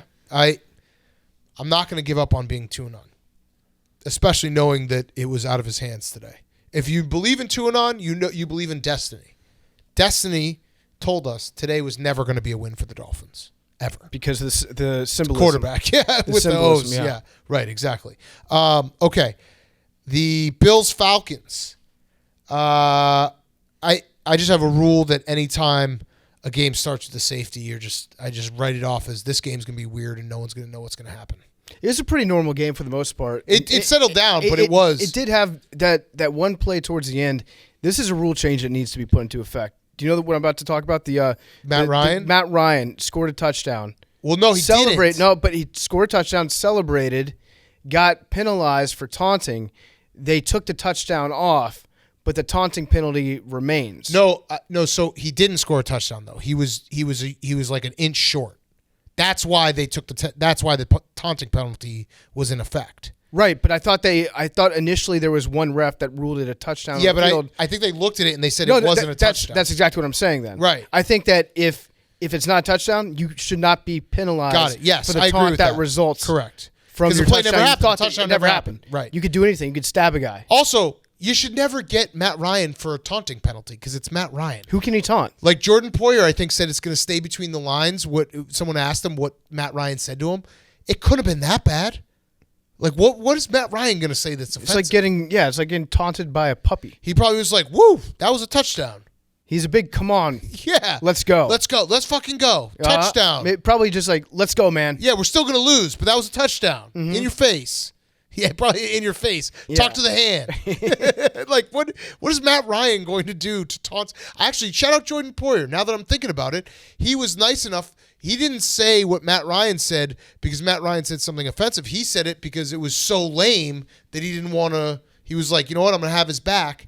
If I told everyone what Matt Ryan actually said, we'd laugh at him and be like, are you fucking serious? He didn't want the NFL to like retroactively rescind the taunting penalty when he was like, no, he just said, way to compete out there. Yeah. Sorry for scoring. He said, I burned you. I toasted you. Matt Ryan probably uses and one shit. Talk to the hand. Yeah. You brought an umbrella? I'm wet. Like, what is Matt Ryan going to do? Bring a notebook because I'm taking you to school. It's like, come on. Josh Allen did have like a full mash all the buttons game because he went, I think he had 2 rushing touchdowns and then 3 picks right after. Yeah, his mash all the buttons plays were pretty sick though. They were. When the Bills call that rushing play, when it's basically the flying V from Mighty Ducks. When Josh Allen gets the ball, and then he's just got like 3 guys ahead of him in a wedge, and he just follows it. That's the Bills' best rushing attack right there. And at least the Bills now are trying to have some sort of offensive identity kind of centered around the rushing game. Yeah. A lot of times it's Josh Allen running the ball, but sometimes it's not. Sometimes it's Moss running the ball. Yep. And so it's a more balanced Bills team than we've seen. Now it's going to be very interesting because in the playoffs, we're probably going to get a rematch of the weeks 13 and 16 Super Bowls of the Bills and the Patriots. and it's going to be in Buffalo, which is going to be incredible. and that's going to be an incredible game. And I cannot wait to see how drunk that stadium is. Yes. Hopefully the Saturday night game, maybe even the Monday night game. That would be fun. Give them a Saturday. Give them a Let Saturday. them spend Let all them have day that. doing Yes, it, yes. and then give them also the freedom to know that the next day they don't have to go to work. Yes. Hank, what were you going to say? I just can't wait either. I'm very excited. All right, we're going to do the Patriots next. One last word, though, about the Falcons. Arthur Smith deserves credit because I thought the Falcons were going to be an absolute disaster this year. The fact that they were still in the hunt, technically not eliminated until week 17, is pretty crazy. Mm-hmm. I think I actually said the Falcons are going to win 4 or 5 games. They far exceeded it. They weren't a great team. They weren't a good team. I don't even think they were a good team because we've looked at it. They were the best bad team where they beat up on all the bad teams and they got killed by any team with a pulse. By far the best bad team. By far the best bad team. But Arthur Smith deserves a ton of credit because he didn't inherit an awesome situation. Oh yeah, and his best offensive weapon, Calvin Ridley, stepped away from football in the middle of the season. There's a lot of things that were against the Falcons, and they had a respectable season. Mm-hmm. And going into this game, I don't think anyone expected the Falcons to win because of those analytics that we've told you about how they just get the shit kicked out of them all the time by any team that's above 500. Yep. And also because the Falcons uniforms, they just don't belong in the snow. No. Just as a franchise, Nope. the Falcons should never play a snow game.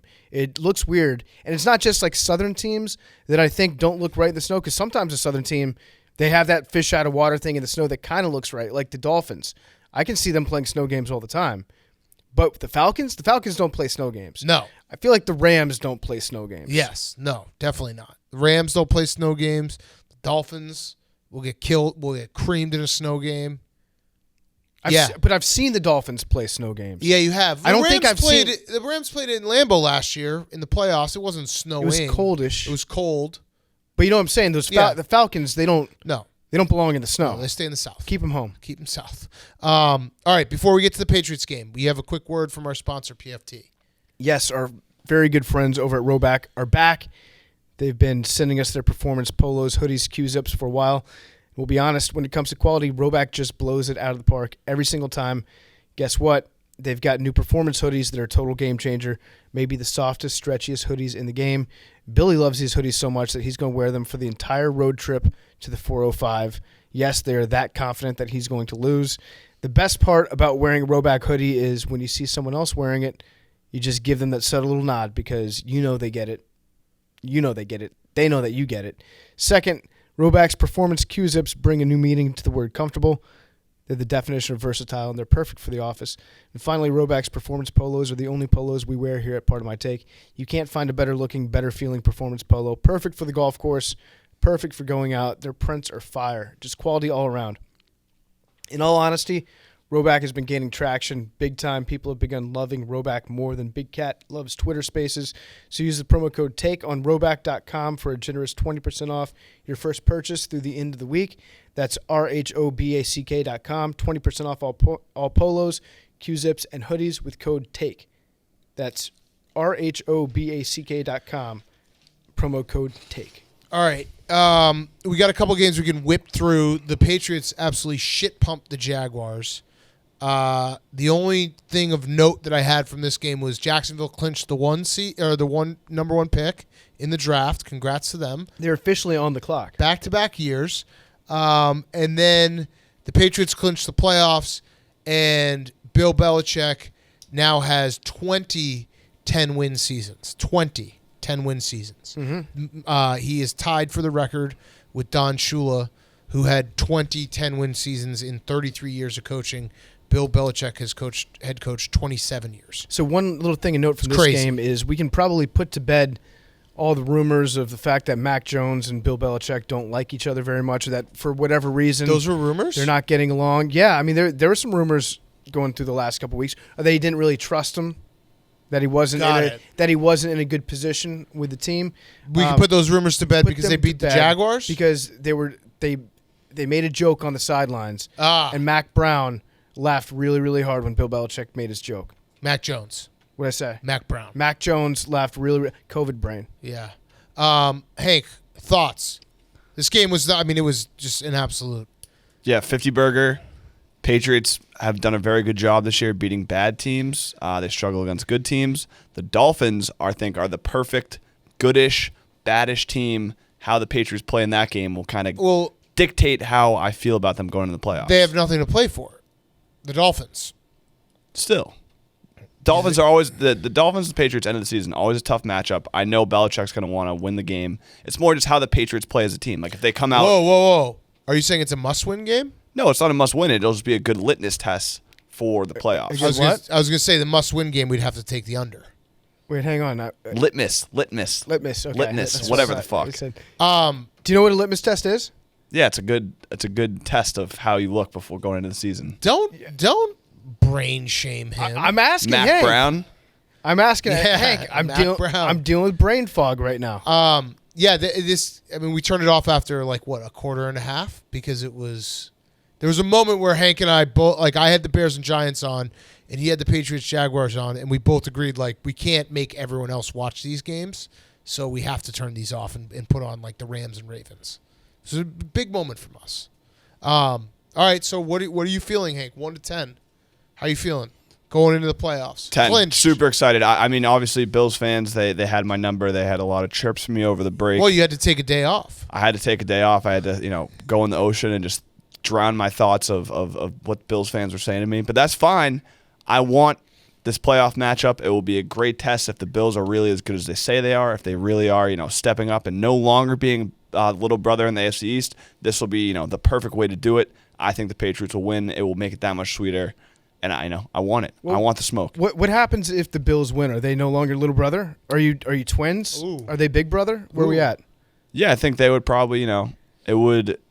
Fraternal twins. I think there's. Well, it's like a fight. It's like when your little brother, how if you have a little brother, you always beat him up, you always beat him up, you always beat him up. Eventually, he hits puberty and he can probably take you, and then it becomes more of an even fight. And usually when that happens, I feel like they stop fighting as much because the big brother doesn't want to get beat up. I think it's It would be like that. Their little brother, big brother went to college, and while big brother was at college, little brother figured out what a weight room looked like, and maybe a couple rounds of creatine, came back and was like, oh fuck, Yeah. little brother's jacked. Right. Yeah, right, Billy. Hell yeah. Okay, that was 50 burger. What more can you say? Exactly. All right, Bears Giants. This game was terrible as well. I mean, it was great for the Bears. I enjoyed watching and being like, oh, the Bears are not as bad as the Giants. Let's just say that. They're not even close to as bad as the Giants. Mike Glennon was 4 for 11 for 24 yards.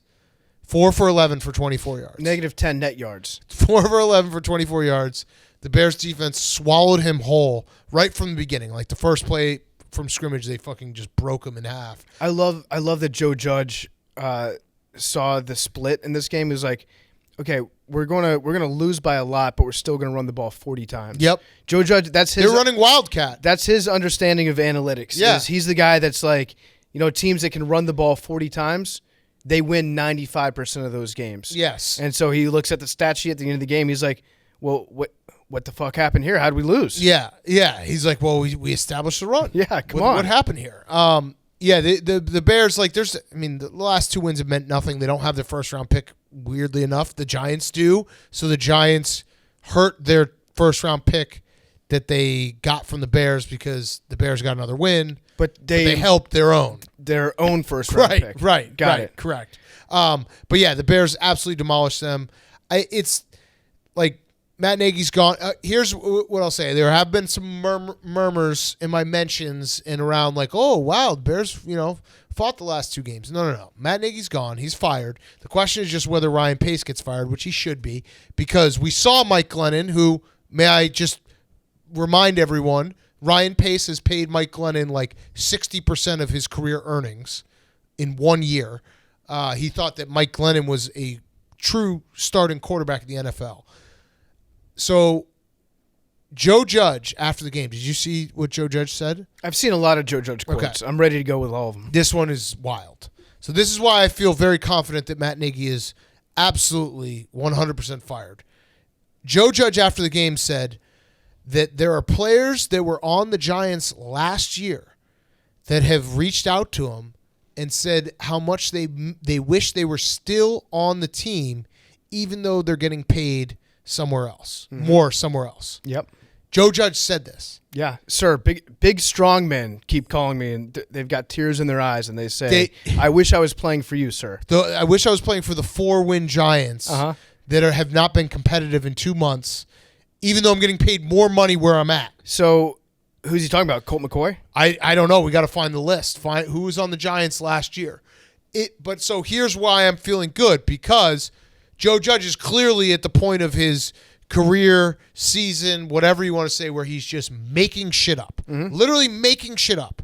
He also said that Matt Nagy is a very good coach and the Bears are a good coach team. So I feel good because he's making shit up. Those two things go hand in hand. Yeah. He's just saying shit to say shit.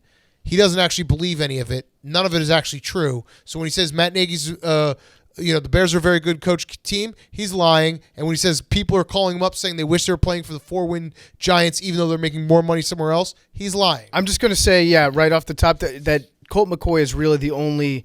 Is there any other free agent that's some left the wide Giants? receivers, maybe? He's not a free agent. Colt McCoy. Yeah, Colt McCoy probably wants to play for the Giants because he doesn't want to play in the playoffs. He's old. He wants to go home. He wants to enjoy his offseason. Not a big list. Yeah, It's not a big list of guys that aren't on the Giants It's anymore? made up. It's completely It's made just up. completely made up.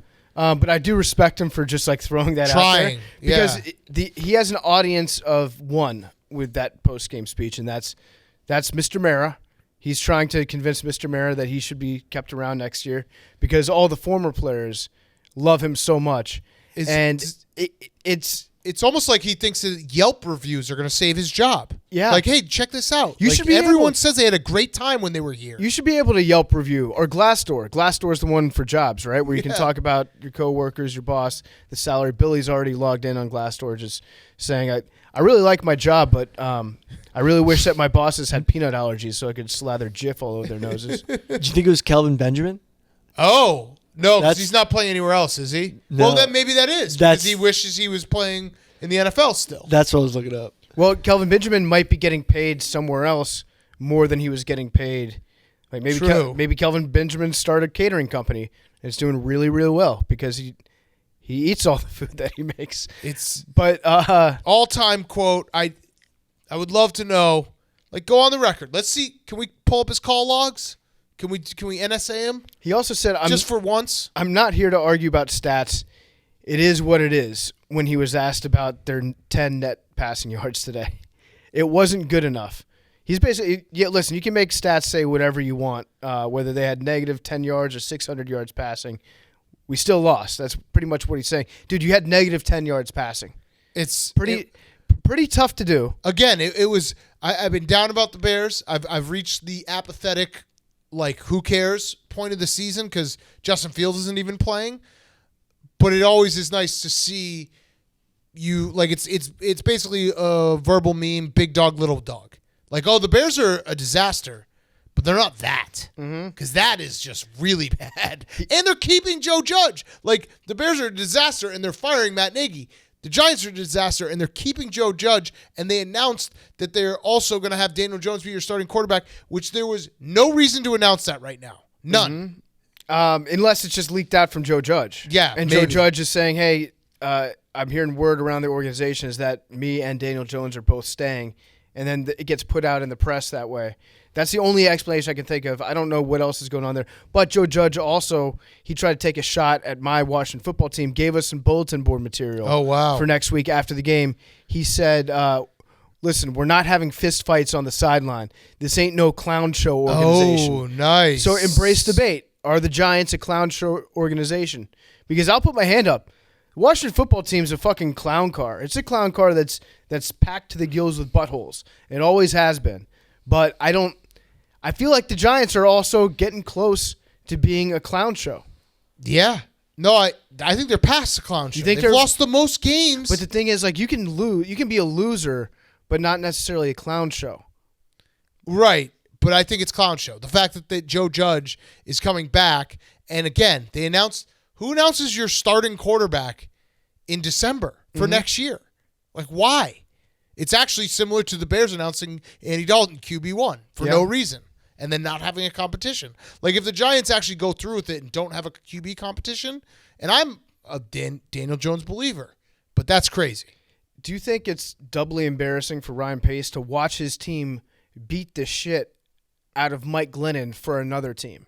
Do you think he can take pleasure in that? Or do you think the entire time he's thinking to himself like, yikes, the guy that I paid all this money to is the only reason that my current shitty team is able to win a game? Right. He's like, I'm really bad. Yeah, this was actually all a long con by Ryan Pace. To win this one game. He knew that it was all going to come down to this one game. He probably had a shitload of money on this game. Like 2 years ago. Yes. I found one other, Kyler Fackrell, who played for the Packers, so he's making less money with the Chargers. But you'd throw him out there, that a guy who's like, hey, I'm about to play in a Week 18 winner go home game, and I live in L.A. What's his playing time like? But I really wish I was on the Giants and we were playing a meaningless Week 18 game, and I was living in New Jersey. Okay, I'm going to look up this guy because it seems like that's the only other option here. Okay, it's just fucking. Oh man, you look it up. I'm gonna flip the page. Right. So that's too much about the Bears Giants, even though it was all about Joe Judge, he's something else. All right. Broncos Chargers. We need a full list. Someone tweet us a full list of Giants players who are not on the roster anymore. Maybe even the entire Joe Judge. Tweet us, find us a list of guys who played for Joe Judge on the Giants. No, but it was last year. Yeah, but he specifically said it could be anywhere. It could. Let's widen the net here. Guys who are making more money somewhere else, who would call up Joe Judge and be like, "I really hate the fact that I'm making more money for a team that's better than your team. I'd rather be running around doing laps in December in full contact drills." Memes texted me a list. Dalvin Tomlinson, Wayne Gallman signed with the Vikings, Devontae Freeman, Kevin Zeitler, Ravens. Okay. I could see it being Wayne Gallman. Wayne Gallman? Yeah, because he has to, like we said, to bring it full circle, Cousins. he has to sit around Kirk Cousins all the time. So he's probably like, this fucking sucks. At least Daniel Jones would go play flip cup with me in Hoboken. Mm-hmm. Like Kirk Cousins is not going to do that. Okay. We got the afternoon slate. We'll whip through a couple of these. Broncos, Chargers. Drew Lock wasn't terrible. The Chargers are back into, again, a win and get in game against the Raiders. And I don't know what the hell the Broncos are going to do with Vic Fangio. That's kind of been a year-long thing, though. Like, unless the Broncos make the playoffs, Fangio's it's pretty obvious that he's been in over his head for a while in terms of being a full head coach. Yep. You can just see. Well, you can judge a guy pretty accurately based on their first season, just to see if they not talking about the talent or the wins losses, but just to see if they get the small stuff, like the challenges are a big one. To me, Vic Fangio's a very difficult case how to judge it, because you could make the argument that he's not succeeded as a head coach. They haven't been in the playoffs. But I think if you're Vic Fangio or a Vic Fangio defender, you'd be like, but that's not my fucking fault because John Elway can't get a quarterback. Like, the Broncos have just been a quarterback away from being a good team every single year. I know that. I'm just saying that you can get the vibe of whether or not somebody is equipped to handle all the other stuff, like in-game management. That's what I'm saying Fangio has never been great at. I still think he's okay. It's just they don't have a quarterback. Drew Lock wasn't terrible, but they've not had a real quarterback for his entire time there. I think one of the biggest indictments that you can say is the way that Brandon Staley coached this game is pretty much saying, there are teams that you need touchdowns to beat. Yes. And then there are the Broncos. So Brandon Staley kicking field goals, which he was right to do. I actually got more respect for Brandon Staley today, because he's not like all the math nerds were saying, what happened to Brandon Staley? No, he's smarter than everyone, because he knows it's all time and situation. Like, he kicked a field goal on 4th and goal from the 1. He punted on 4th and 8 on Denver's 44. He kicked a field goal from 4th and goal on the 5, because he essentially was like, the Broncos suck. Yeah. I'm winning this game no matter what. Two types of teams in the NFL. One where you won't beat them with field goals, and then the Broncos. Right. The Broncos are the epitome of the team of, yes, you can absolutely field goal the Broncos to death. Yes. You can field goal the Broncos, the Giants. I would say the Jaguars, but the Jaguars field goal the Bills to death. Yeah. 9-6. Yeah. Yeah. So I don't think you want to get in a field goal war. You got to with score them. touchdowns against the Jaguars. You could probably field goal the Bears to death. I'm trying to think anyone else that you can field goal to death, because I think like the Texans are scrappy enough you can't field goal to them to At death. times, you can field goal the Steelers to death. At times. Yes, no, you absolutely. If you go into Heinz Field this iteration of Steelers and you're like, if we can get 5 field goals from our field goal kicker, you're probably going to win the game. Yeah, the Jets sometimes. Yeah, depending on the week. When it's Mr. INT. Yep. There's a few teams that you can field goal to death, and when you know you have that, why would you go for it on 4th down? Yeah. No reason. None. All right, that was that game. 49ers, Texans, same thing. I don't know what to say about Trey Lance. He looked okay at times, but then also really not. Or you can make the stats sing for Trey Lance, though. Just by comparing. Covered. Yeah, he covered. Good point.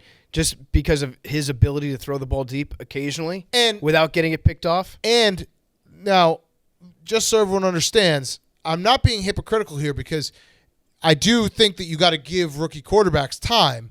Trey Lance is in a different situation because there's a chance he has to start a playoff game.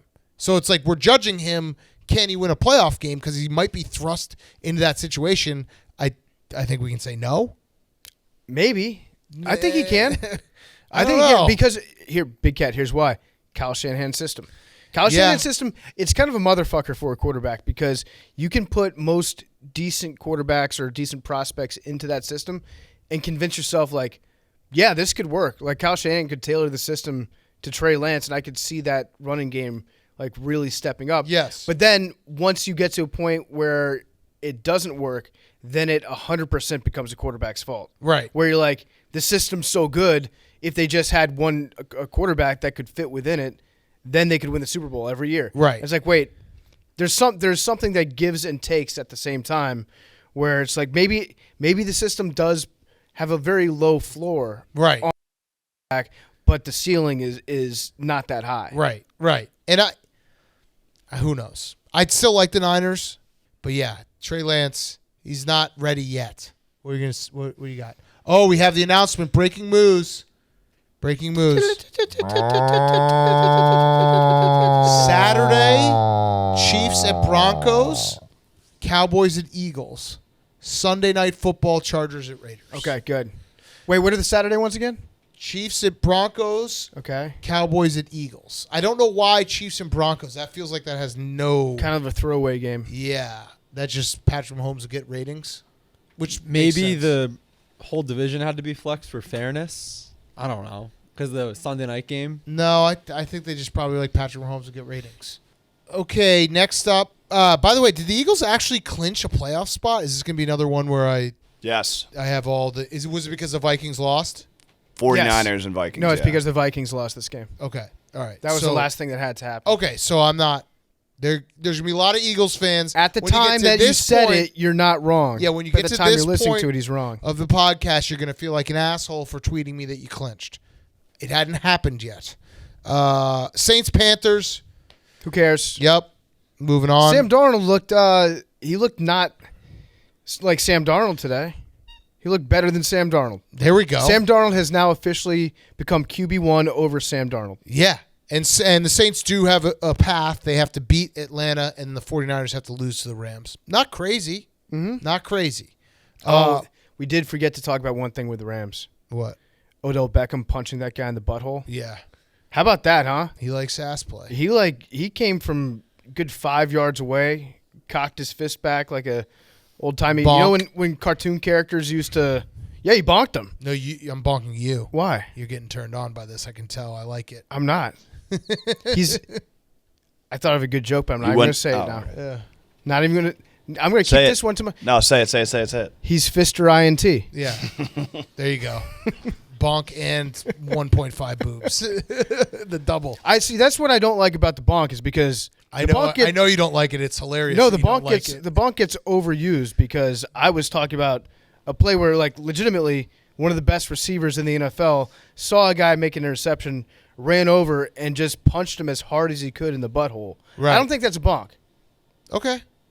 I think Odell should be bonked. Would you say that coming back to it like an hour later Is a bonk. might be bonk related? You've been thinking about that play. It was funny. Yeah. It was a very Ass funny play. Tickles your fancy.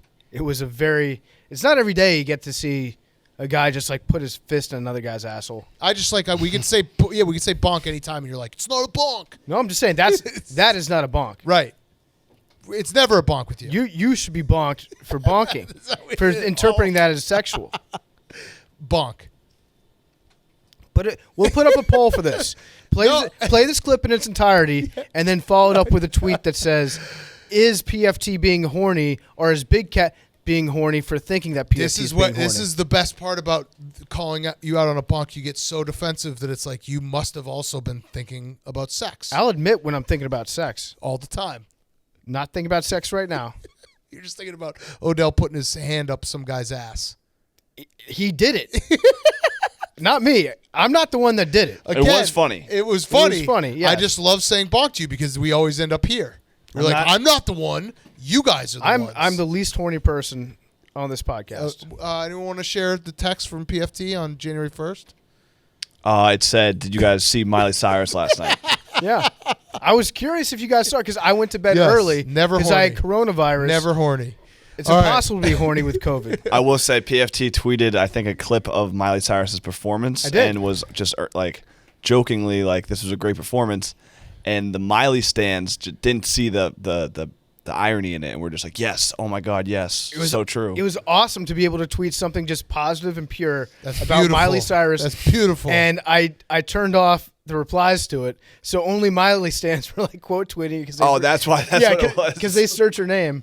I didn't want that clip to be defiled by people thinking I was just looking at her nipple. Yeah, when you have right. to turn off replies because Yeah, you're not horny. You're pre-bonking. Yeah, right, You're getting right. out of the way of bonks. It was the best. Turning off Correct. replies to He's any Miley Cyrus tweet. The is now horniest the way I'm non-horny gonna go. man ever. All right. Yeah, you got a sex addiction. You're thinking about sex. Not all the You're time. thinking about sex right now. You got a sex addiction. You're addicted to sex. We've established And that thinking you about it. talk about sex more than I do. Hank did. Hank said it last time. Okay. You do. He did not. You do. He did not. He did not say it. He did There's- not. there's- Everyone's laughing right now. I'll start keeping a track keep now. track. 2022. Sex jokes. No. We'll, They're not we'll even revisit. close. We'll do a mid-year review in July. There's I a look clip forward that to came that. out. I look forward to that I'll make review. I'll make a note. Here's what I don't A want note to do. sheet. I don't want to censor myself on this podcast. It's going to Please be don't. tough. You're going to have to. because I'm like, oh well, Big Cat's going to think that this is a sex joke. There usually are. Odell Beckham punching another guy in the butthole is not sex. No, but coming back to violence. it an hour later, being like, "Oh, I forgot." Odell put his hand in some guy's asshole. I mean, should we not talk about that? Yeah, we should have talked about it then. That's usually Yeah. something that we would bring up. Yeah, it's true. All right, let's go. Let's get back on track. Seahawks, Lions. We'll wrap up here. Again, I don't really this game. Good job, Russ. Yeah. Last game, good in Seattle. Good job. I'm going to count this as a win for Tim Boyle. This is as close as Tim Boyle's going Yeah. to get to a win. It was a shootout. Tim Boyle was involved in a shootout. You didn't lose because of Tim Boyle. Well, Right. actually, no, he threw a few interceptions. Yeah, but he was involved in a shootout. That's cool. He was involved in a shootout. Because you do need both teams to score to have a shootout. Yeah, they lit the scoreboard up. Right. You need two teams to do that. Absolutely. I found a good quote about Dan Campbell. This is from a couple years ago, but I'd never seen it before. But I like it. It's from Teddy Bridgewater. Teddy said, whenever he stood in front of the team and talked, you're ready to just storm out of that meeting and punch a guy in the face for no reason. Okay. There's no higher compliment I think, Okay. than you can pay. Yes. an You just NFL want to head go coach. fight people. You just want to get into a fight. You want to fight people. The only other I had Amon-Ra St. Brown watch, which we've been talking about. He's just a bona fide like superstar in the making because the last 5 weeks he's had 43 catches, 451 yards, and 5 touchdowns. Mm-hmm. That's a full season in the last 5 weeks. Yep. So there you go, Lions fans. And Seahawks, Russ is now doing. Russell Wilson bothers me. I don't know. He's now saying like, I hope this isn't the last game in Seattle. You are the one who gets to decide that.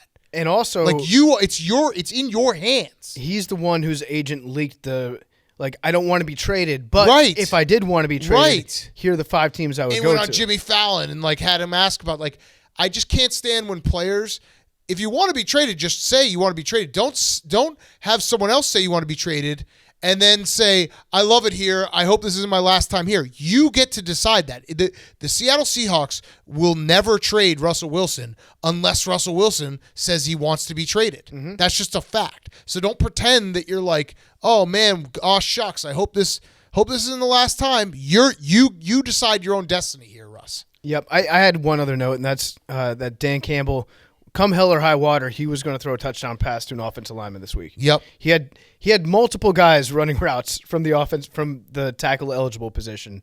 And also people are really mad at Dan Campbell. Fantasy owners are very mad at him because during the week Dan Campbell kept saying, I'm going to cut DeAndre Swift loose.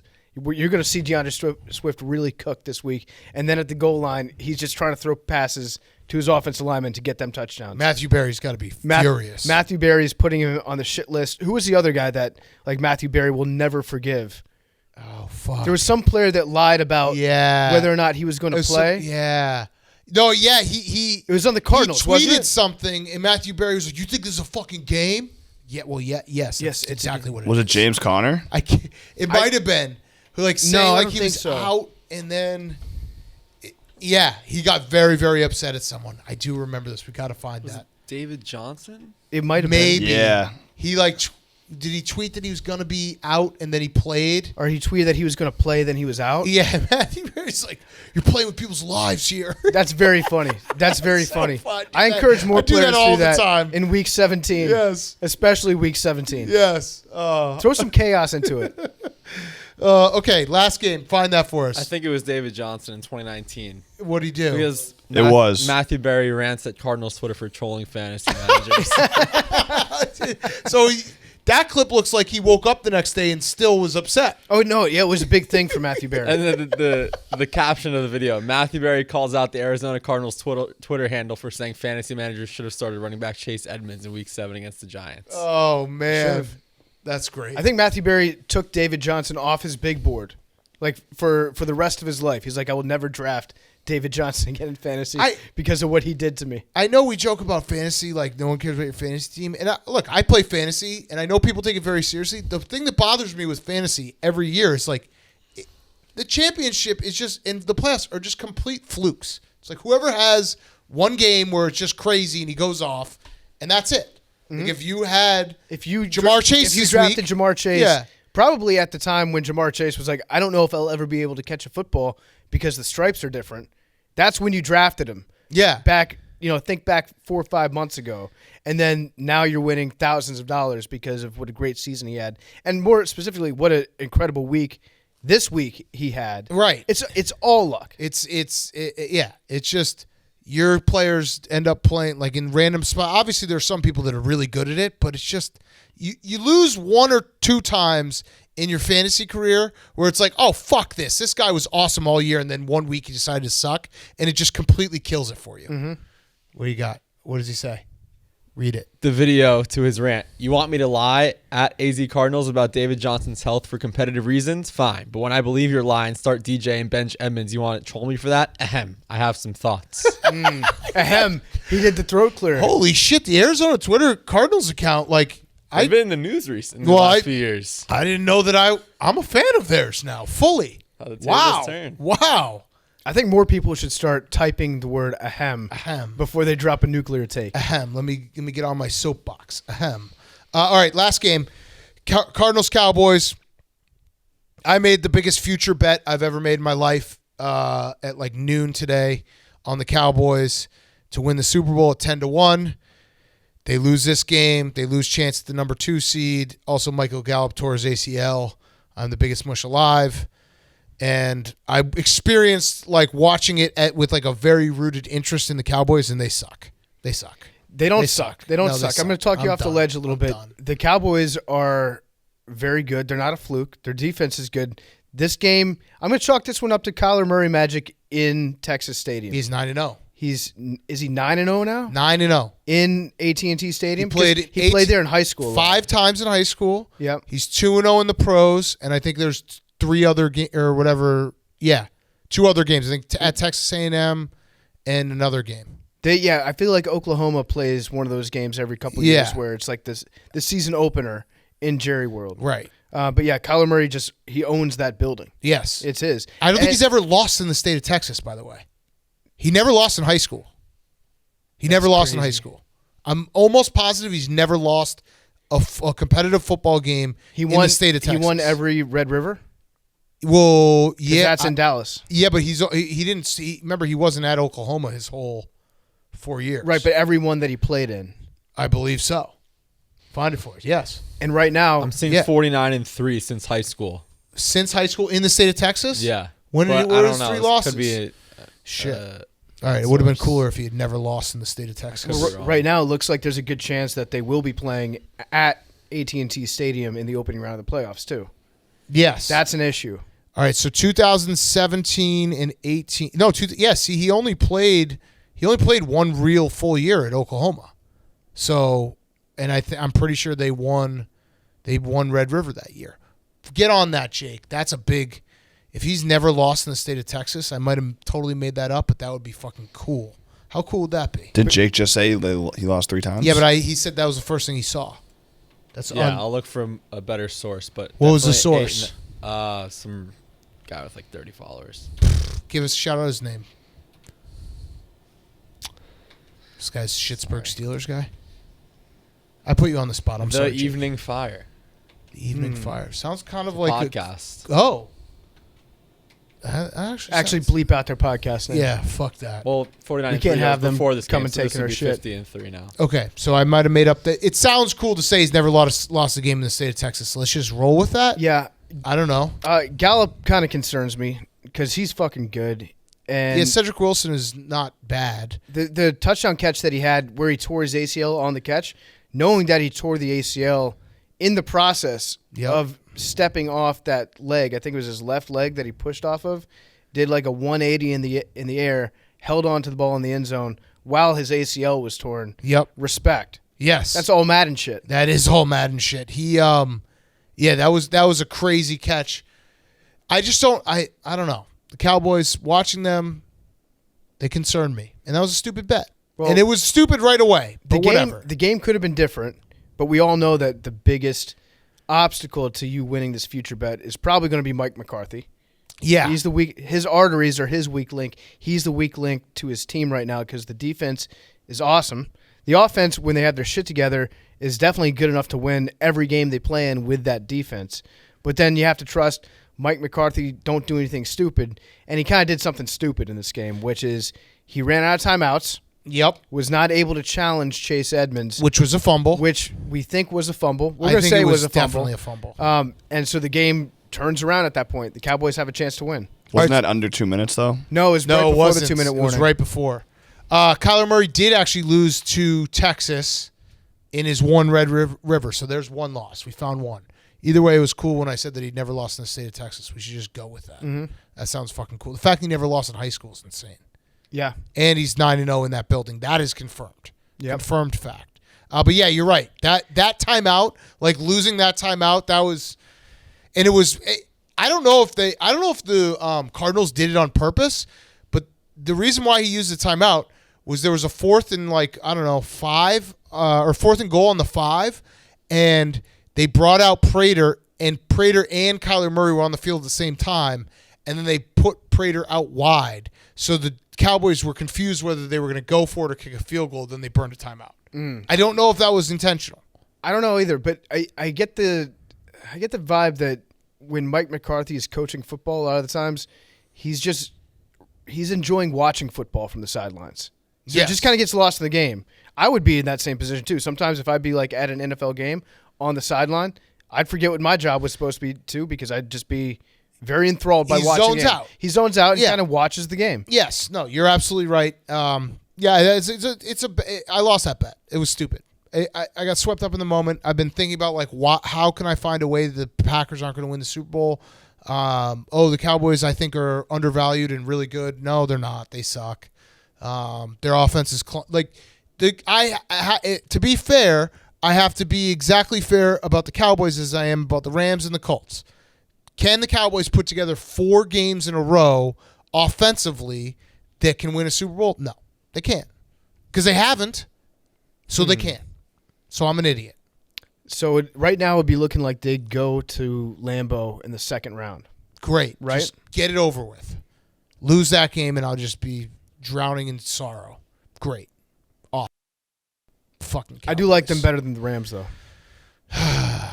Yeah. And it's not, and people say it's recency bias with the Washington football team game. I was talking about this bet before that. I've been talking about this bet for like 3 weeks. I'm an idiot. I timed it it already went from 10-1 to 12-1. So I'm really an idiot.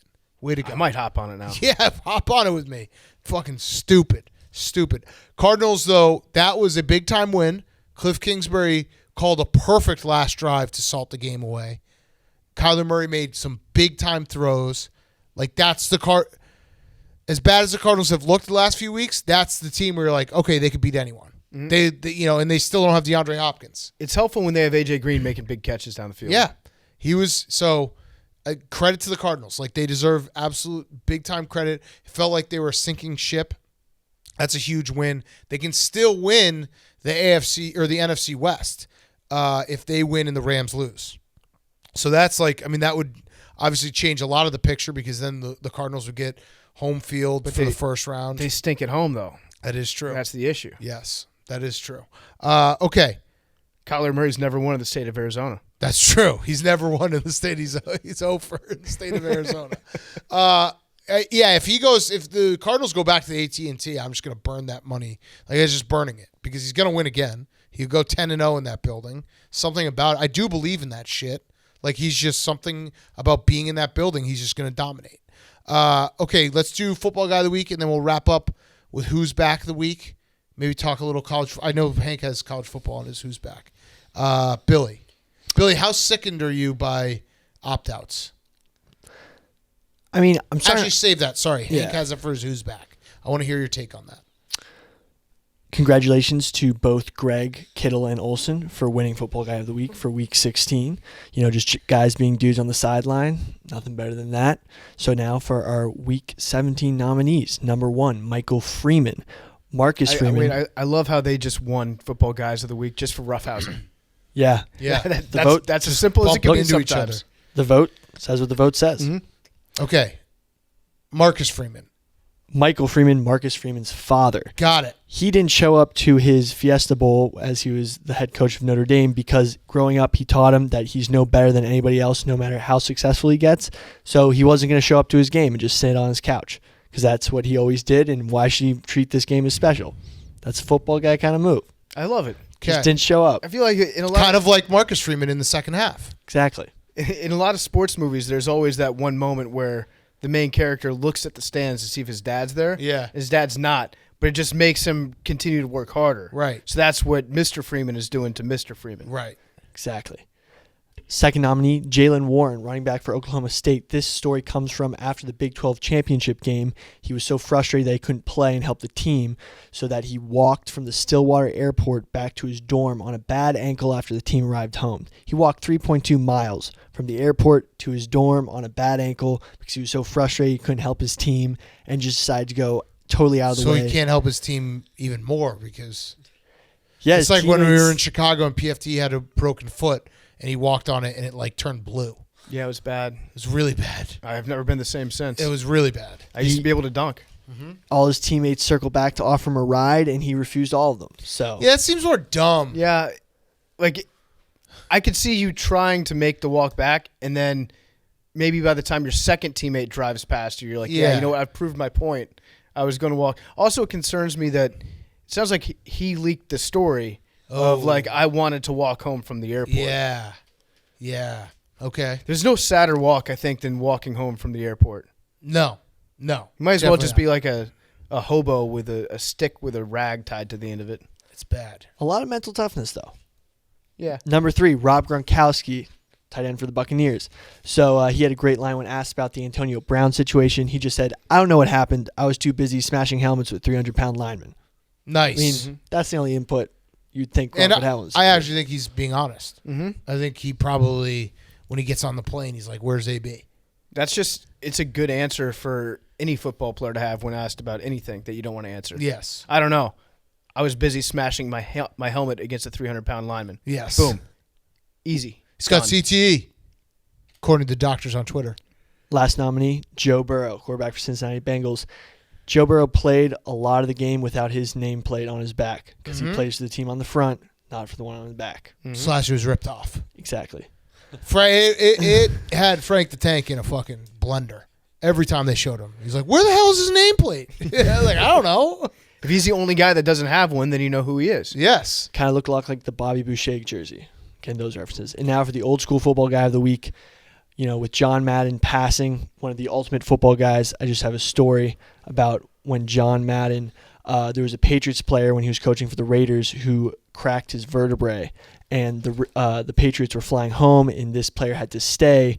John Madden stayed with this player in the hospital when all of his team and coaches had flown back east and saved his life once when he was choking because his tube had slipped out of his... Wait, what? John Madden was in the hospital, saw the guy choking. Where was John Madden coaching? John Madden... Is my mic working? He was coaching the Raiders. The guy got injured in the game, and basically, he got sent to the hospital. Raiders player or Patriots? Patriots player. Okay. The Patriots are getting on the bus, and John Madden basically went to the plane, got on the plane, and was like, "You need to keep someone here to watch this player." Made a PR person stay around, and then John Madden basically went to the hospital, stayed at the hospital with him. Okay. He was going to visit him at the hospital, and the hose that was going in his neck or whatever slipped. It was basically suffocating him. John Madden noticed it, was like, hey, grab the nurse. If John Madden wasn't Saved there, his life. the guy probably would have died. And then That's Tebow continued his friendship with him over the years and, stayed very close with him. Okay. Thanks, Hank. Yeah. You're welcome. Sorry, I saw Big Cat was kind of... I was confused. Yeah. I was confused. Just going to read the passage. Okay. No, read the passage. No, Hank did a great job. Read the passage. That was basically, yeah. Go ahead. That's a great story. I'd never heard that story. I got confused. I'm sorry. No, Hank did a great job. Yeah. How do you feel if you're the Patriots coach at that point? Like another man saved your player's life. You got cucked. Yeah. Yeah. John Madden, legend forever. Was there anything else? That was our football. Are you mad that I got confused? No. You threw the windpipe thing in late. I was like, what's going on now? Oh. That was a great job, Billy. Yeah. Thanks, Hank.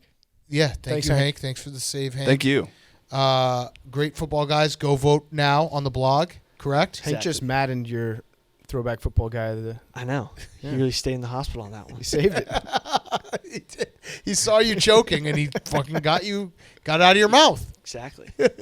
All right, should we do who's back of the week? Yep. Wrap it up. The college football playoffs we'll talk some bowl season. I think we're going to have Kirk Herbstreit on Wednesday, but yeah, the semifinal, we need to expand the playoffs, not just it's going to end up the same way, but at least we'll have some fun games beforehand. I wish there was a third place game. Yeah, I would that like to would see be fun. Michigan, Cincinnati play. Yeah, that would be fun. That's true. Well, that would kind of lead me to my who's back of the week, PFT, because if we had a third place game, all the players would probably opt out. My who's back of the week is debates over players playing or not playing in bowl games. Big Cat alluded to Kirk Herbstreit on the pregame before the playoff. He basically, before the Matt Corral Ole Miss game, he was saying that players should play and saying all this stuff. People were very mad at him for, basically saying that players should be playing in bowl games regardless of their draft status or whatever. They should be playing for the team and not worrying about, their future and millions of dollars being up in the air if they happen to get injured, which Matt Corral got injured in a meaningless game. Yes. So that kind of put fuel on the fire of the debate. Yes. I don't think that Matt Corral is going to miss out on any money, though. Now, it's not to say that it could never happen because it has happened before. Like Jalen Smith, when he was playing in the bowl game, had the devastating knee injury. It cost him a shitload of money and a lot of draft position. We don't know what's going to happen with Matt Corral. In fact, I would say that there's probably a pretty good likelihood that there are a ton of NFL GMs who would probably bump somebody up in their draft stock if they're like, oh, this guy wanted to play in the bowl game. That's just how a lot of NFL GMs think. This guy's here for his team. But I think we probably have a similar opinion on this. But if any player in college football decides at any time, I'd rather not risk injury and then enter the draft, it could be for a bowl game. It could be in the middle of the year. It could be whenever. If he's like, you know what, I'd rather play in the NFL. That's kind of the game. That's kind of okay, you're not getting paid at this level. You want to get paid. I like it when players stick around and play, personally. As a fan, I think it's cool. But I don't think that my opinion on whether or not I like it should enter their calculation of whether or not they want to hold out for the next level. Yeah, no, it's very weird that it becomes like this raging debate when it's like these guys they should get to do whatever they want to do. Yeah. It's their personal choice. And the part that bothers me is more when someone does get hurt, everyone's like, oh, he shouldn't have played. No, fuck that. If a guy wants to play, if it means something to him to play one last game with his teammates, whether it's a meaningful game or not, he should get to do that. Like, that's his choice. Just like it's a choice. I also think when you have like opt-outs, the Rose Bowl was fucking incredible. Do you know why it was incredible? Because can you give me the pronunciation on the Ohio State receiver's name? I don't want to mess it up. I believe it's Smith and Jingba. Was insane. double check. Do you know how many? Like he was good all year, but Chris Olave not playing let him step up into a bigger role. Like it also, when you have opt-outs, you get guys that are underclassmen that have a chance to shine in big time moments. So it's bizarre to me. I also think that there's so many people who judge these kids, and actually I don't think there's that many people who have the opinion that kids shouldn't opt out anymore. I really think I don't think so either. It's starting to like player movement and player independence in all sports has completely shifted where I think most people take sides of players, not owners anymore. So it's very like it's one of those Twitter arguments that it feels like everyone's just yelling at like three people, like Danny Kanell and I don't know who else. Herbie and Desmond Howard. Yeah, like who are we arguing with? But at the end of the day, like guys should get to decide what they want to decide, what's best for them. So people think it's ESPN because they're the ones that are not benefiting from the best and players. We should playing talk to for Herbie promotion. about that because that is a fair criticism. I think that does have something to do with it because they want to be able to sell all their bowl games. Right. And it's way easier. I'd watch anyway. Yeah, a lot of people would watch anyway, but they definitely have a significant financial interest in the best players and the players that you know playing in these big games. I think people would watch like there's so many fans of college football that don't even know the big time players. Like, you know your team's big time players, but I think that's part of why college football is great is you watch the jerseys. You know what I mean? Like Notre Dame's playing in a game. Did people who watch that game was probably watched by millions and millions of people. There was probably millions and millions of people that didn't realize that Notre Dame didn't have their two best players in the game. Like, I just think that people watch for the jerseys and the tradition and all that. So it doesn't really change that much when a guy wants to opt out to secure their financial future. And people watch bowl games. I love the argument of like there's too many bowls. Do you know why there's too many bowls? You know why there's quote unquote too many bowls? First of all, I do not think there are too many bowls. I think there's too few. The reason why there's so many bowls is because everyone watches them. Bowl games on the Pinstripe Bowl gets more people watching it than like the premier Thursday night NBA basketball game. Yeah, would you rather watch football? Would you rather not watch football? Right. It's just like the reason why there are so many bowls is people watch them. We should come up with bowl game matchups for the NFL.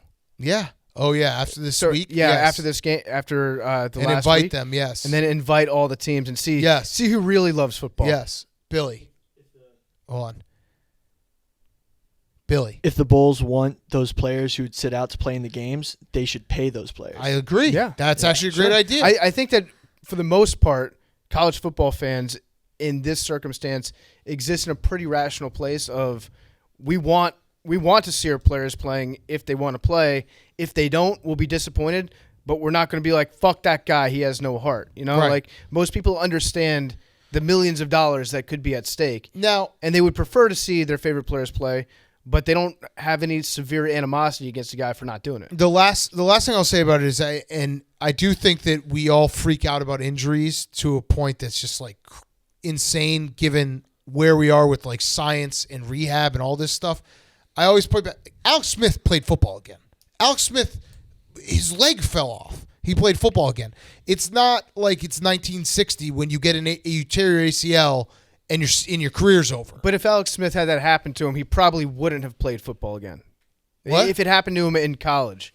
Like, he was not, when he came back. Well, I think that was the reason- also age. The reason why he came back at the end was to prove that he could do it, and the team gave him a chance to do it because they're like, yes, thank you for what you've done for us. But I think that But was age, He too. I wasn't mean, like an NFL quarterback. Yeah, at but the he end. was 36, 37. He was at the end of his career regardless. Yeah. I think if that had happened when he was 20, he still would have tried to play football. Now, obviously, that's a 1 in a million injury that would have cost him a lot of money. I'm just saying, like, guys recover from ACLs. Guys recover from injuries so much differently than they did 20 years ago, 30 years ago. You know what I mean? And it turns out that Corral has a sprained ankle. It's a high ankle sprain, so he's going to be fine. Right. It's not going to affect his draft stock. People were talking about millions of dollars. There were a lot of people that were rushing to be like, see, this is a nightmare. This is why.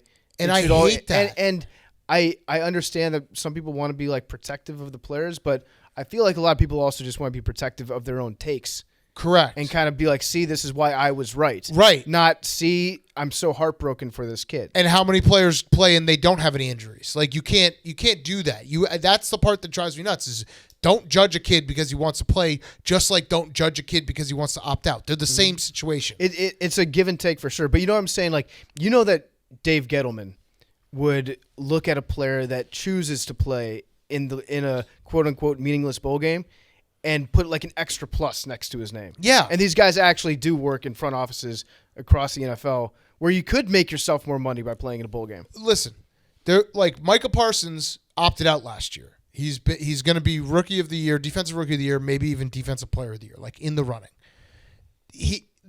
There definitely were questions going into the draft of, does he love football? Obviously, he loves football. We've watched like some of the stuff when he gets mad that he gets pulled out of games. People get mad that like scouts do their jobs. That's the other part. The other part of this whole entire debate. They get mad that like a scout would say, "Oh, does this kid love football because he opted out?" They uncover everything about all. Like you're making an insane investment in a player. You want to know that they love football. And well, you can opt out and still love football. I'm just saying there will be people who ask it. Here's what's crazy is dirty little secret. You can not love football and still be really good at it. Correct. And still make a shitload of money and still win a Super Bowl. Correct. Even if you don't love football. Now it's better probably in the eyes of almost every scout. Well, if you do. It's probably a higher hit rate of draft picks that love football that pan out versus draft picks that don't love football. But it's crazy. Like that's the last element of it is people get offended that like a scout would say, "Oh, I'd prefer my guys to not opt out." That doesn't mean that they shouldn't. They should still do their personal choice. That's part of the personal choice. Mm-hmm. It is. It is. Yeah. All of it. No, if you want to come back and play, that's great. Good for you. If you don't, that's good for you too. Yeah. Don't shame them either way. That's my point. Okay. Good. Who's back, Hank? PFT. Your who's back? My who's back of the week is the Lowman Trophy. Yes. So tonight, it's Monday. Tonight at halftime of the Steelers-Browns game, Big Ben's home swan song, we're going to be awarding the Lowman Trophy to the nation's top collegiate fullback. The ballots are in. They have been counted. I know who won. Big Cat knows who won. Yes. We've got an illustrious panel this year, added some big names to it. So we're going to be putting out a video at halftime of Monday Night Football, awarding the award, the most prestigious award in college football. It's a tire with a Chevy decal nailed to it. The grittiest trophy in sports. So all the fullbacks, actually there was like a 12-hour span where every game had a nominee for the Lowman Award in it, and they all scored, like back to back to back to back. It was crazy. It was a big day for fullbacks. I think that was Thursday. I don't know. I was dealing with issues. You would have loved the Wisconsin-Arizona State game because in the second half. Oh, I watched it. You watched the game? Oh, yeah. 1 a.m? Oh, yeah. I was up. The Wisconsin's exotic offense was running outside of the guards. Mm-hmm. That was when they were like, watch this play. We're going to open up the playbook. No, it was great between the fullback offense that they were using and also he's only 17, guys. Yes, Braylon Allen. He's only 17. He's such a beast. I love him. All right, my who's back is the Bulls. DeMar DeRozan, back-to-back buzzer beaters. That was insane. That's it. First time ever. First time ever. In back-to-back nights. And he Larry never Bird had did it one. in back-to-back games, but there was a night off in between. And he'd never had one in his career, which is crazy. Are they the one seed the as one of right seed now. overall? If Yes. the season ended I actually today? think they're very, very good, and they could compete with anyone in the East. The Warriors are different, whole different situation. The Nets? You think the Bulls compete with the Nets? Yes. The Nets are the Nets going to be healthy all the way through? Is Kyrie Irving going to keep his head on all the way through? I don't know. Like there's the Nets do not scare me. They do, but they don't because they can always find a way to nets it up. The fact the Warriors get Clay back too is crazy. Like that's best free agent acquisition of the year. Mm-hmm. Billy. My back of the week is feel good stories. So this one's come from the NHL. Vancouver Canucks assistant equipment manager had a fan point out a mole on his neck through the glass behind the bench. And turns out that the fan was a nurse and knew that the Vancouver Canucks assistant equipment manager had a cancerous mole on his neck. Whoa. So This is like the John Madden of hockey. exactly.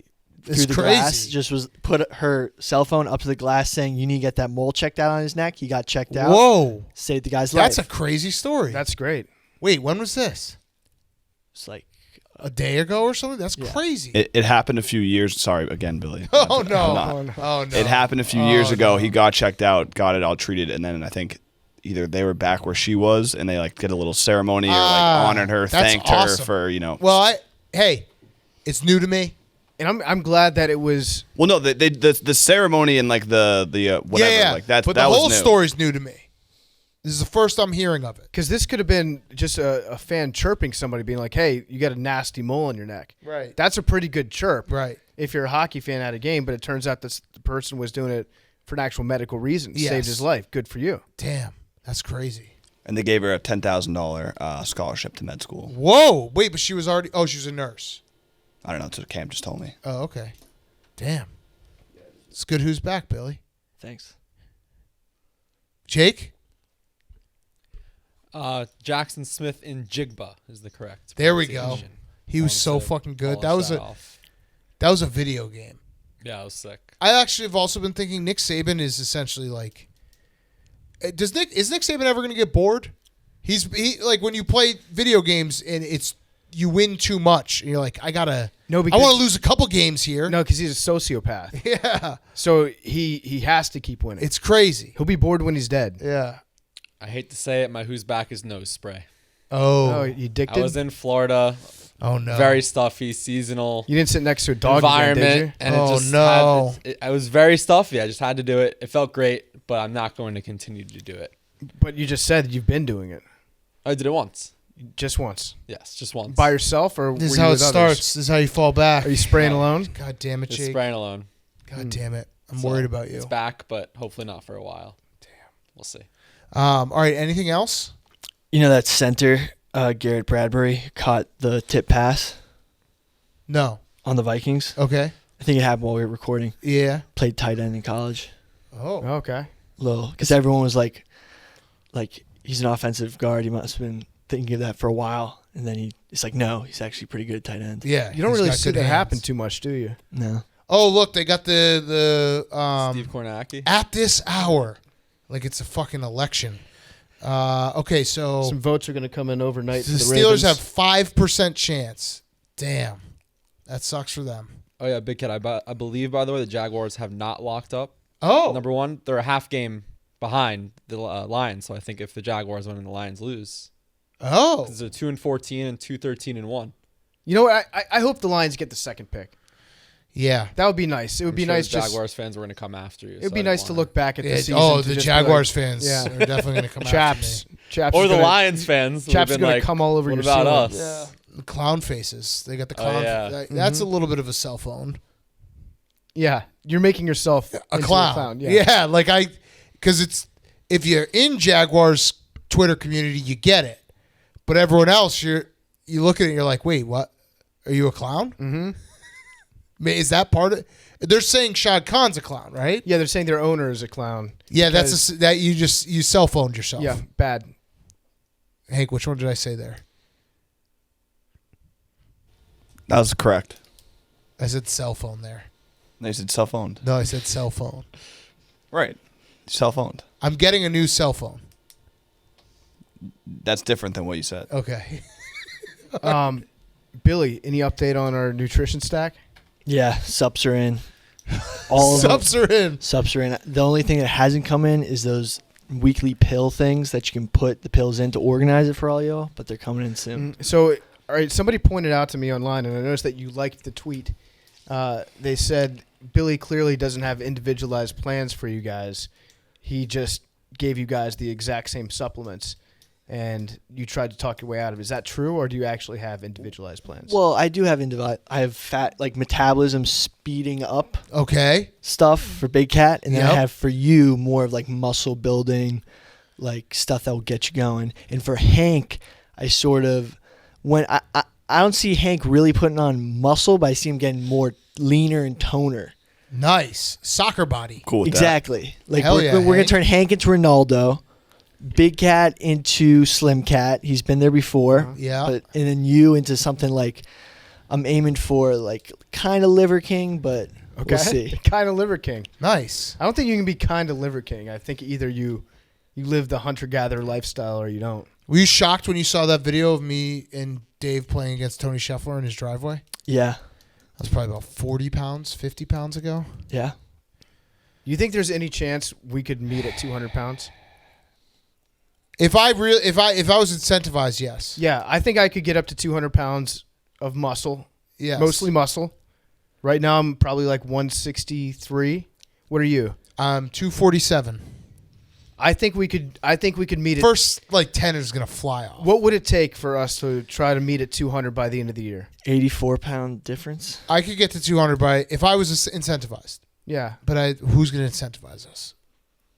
I don't know if you know somebody out there that wants to. Bezos, incentivize. get at us, bro. How about PFT and I split a Billy if we can get to 200, meet at 200. Deal. Damn. I'll do that. All right. Wait, before taxes? Fuck it. Either Yeah, way. all right. Either We'll way. do before Either way. taxes. Either We'll way. do before Either way. taxes. We'll pay taxes on the Billy. Mhm. Not like he's going to. Billy. All right. Billy's gonna. Oh, go get a number. Go get a number. We've all been get worried a number. about Billy Means go get a number. killing us and taking our job. I think that it's pretty likely that Billy's going to accidentally kill us, Yeah. like completely unintentionally. Yeah. No, this is going to be bad for me. 22. Trevon Diggs is 44. the eagle who 8. owns 88. the air. 8. Micah Parsons is the lion who owns the ground. I saw that. That was sick. That's fact. Yeah. Except then they lost. to the R.I.P. Cardinals. Betty White. Also, Yeah. Oh, yeah. Longtime Stoolie. she got Madden cursed by People Magazine. Mm-hmm. She was so close. It's kind of funny, actually. Why would you ever allow them to run the congratulations on turning 100 I episode? know. But that's that. I think actually Betty White, knowing her sense of humor, she's like, yeah, run it. I'm just going to fucking die. 86. 86. Fuck. Second timer. All right. See everyone Wednesday. Love you guys.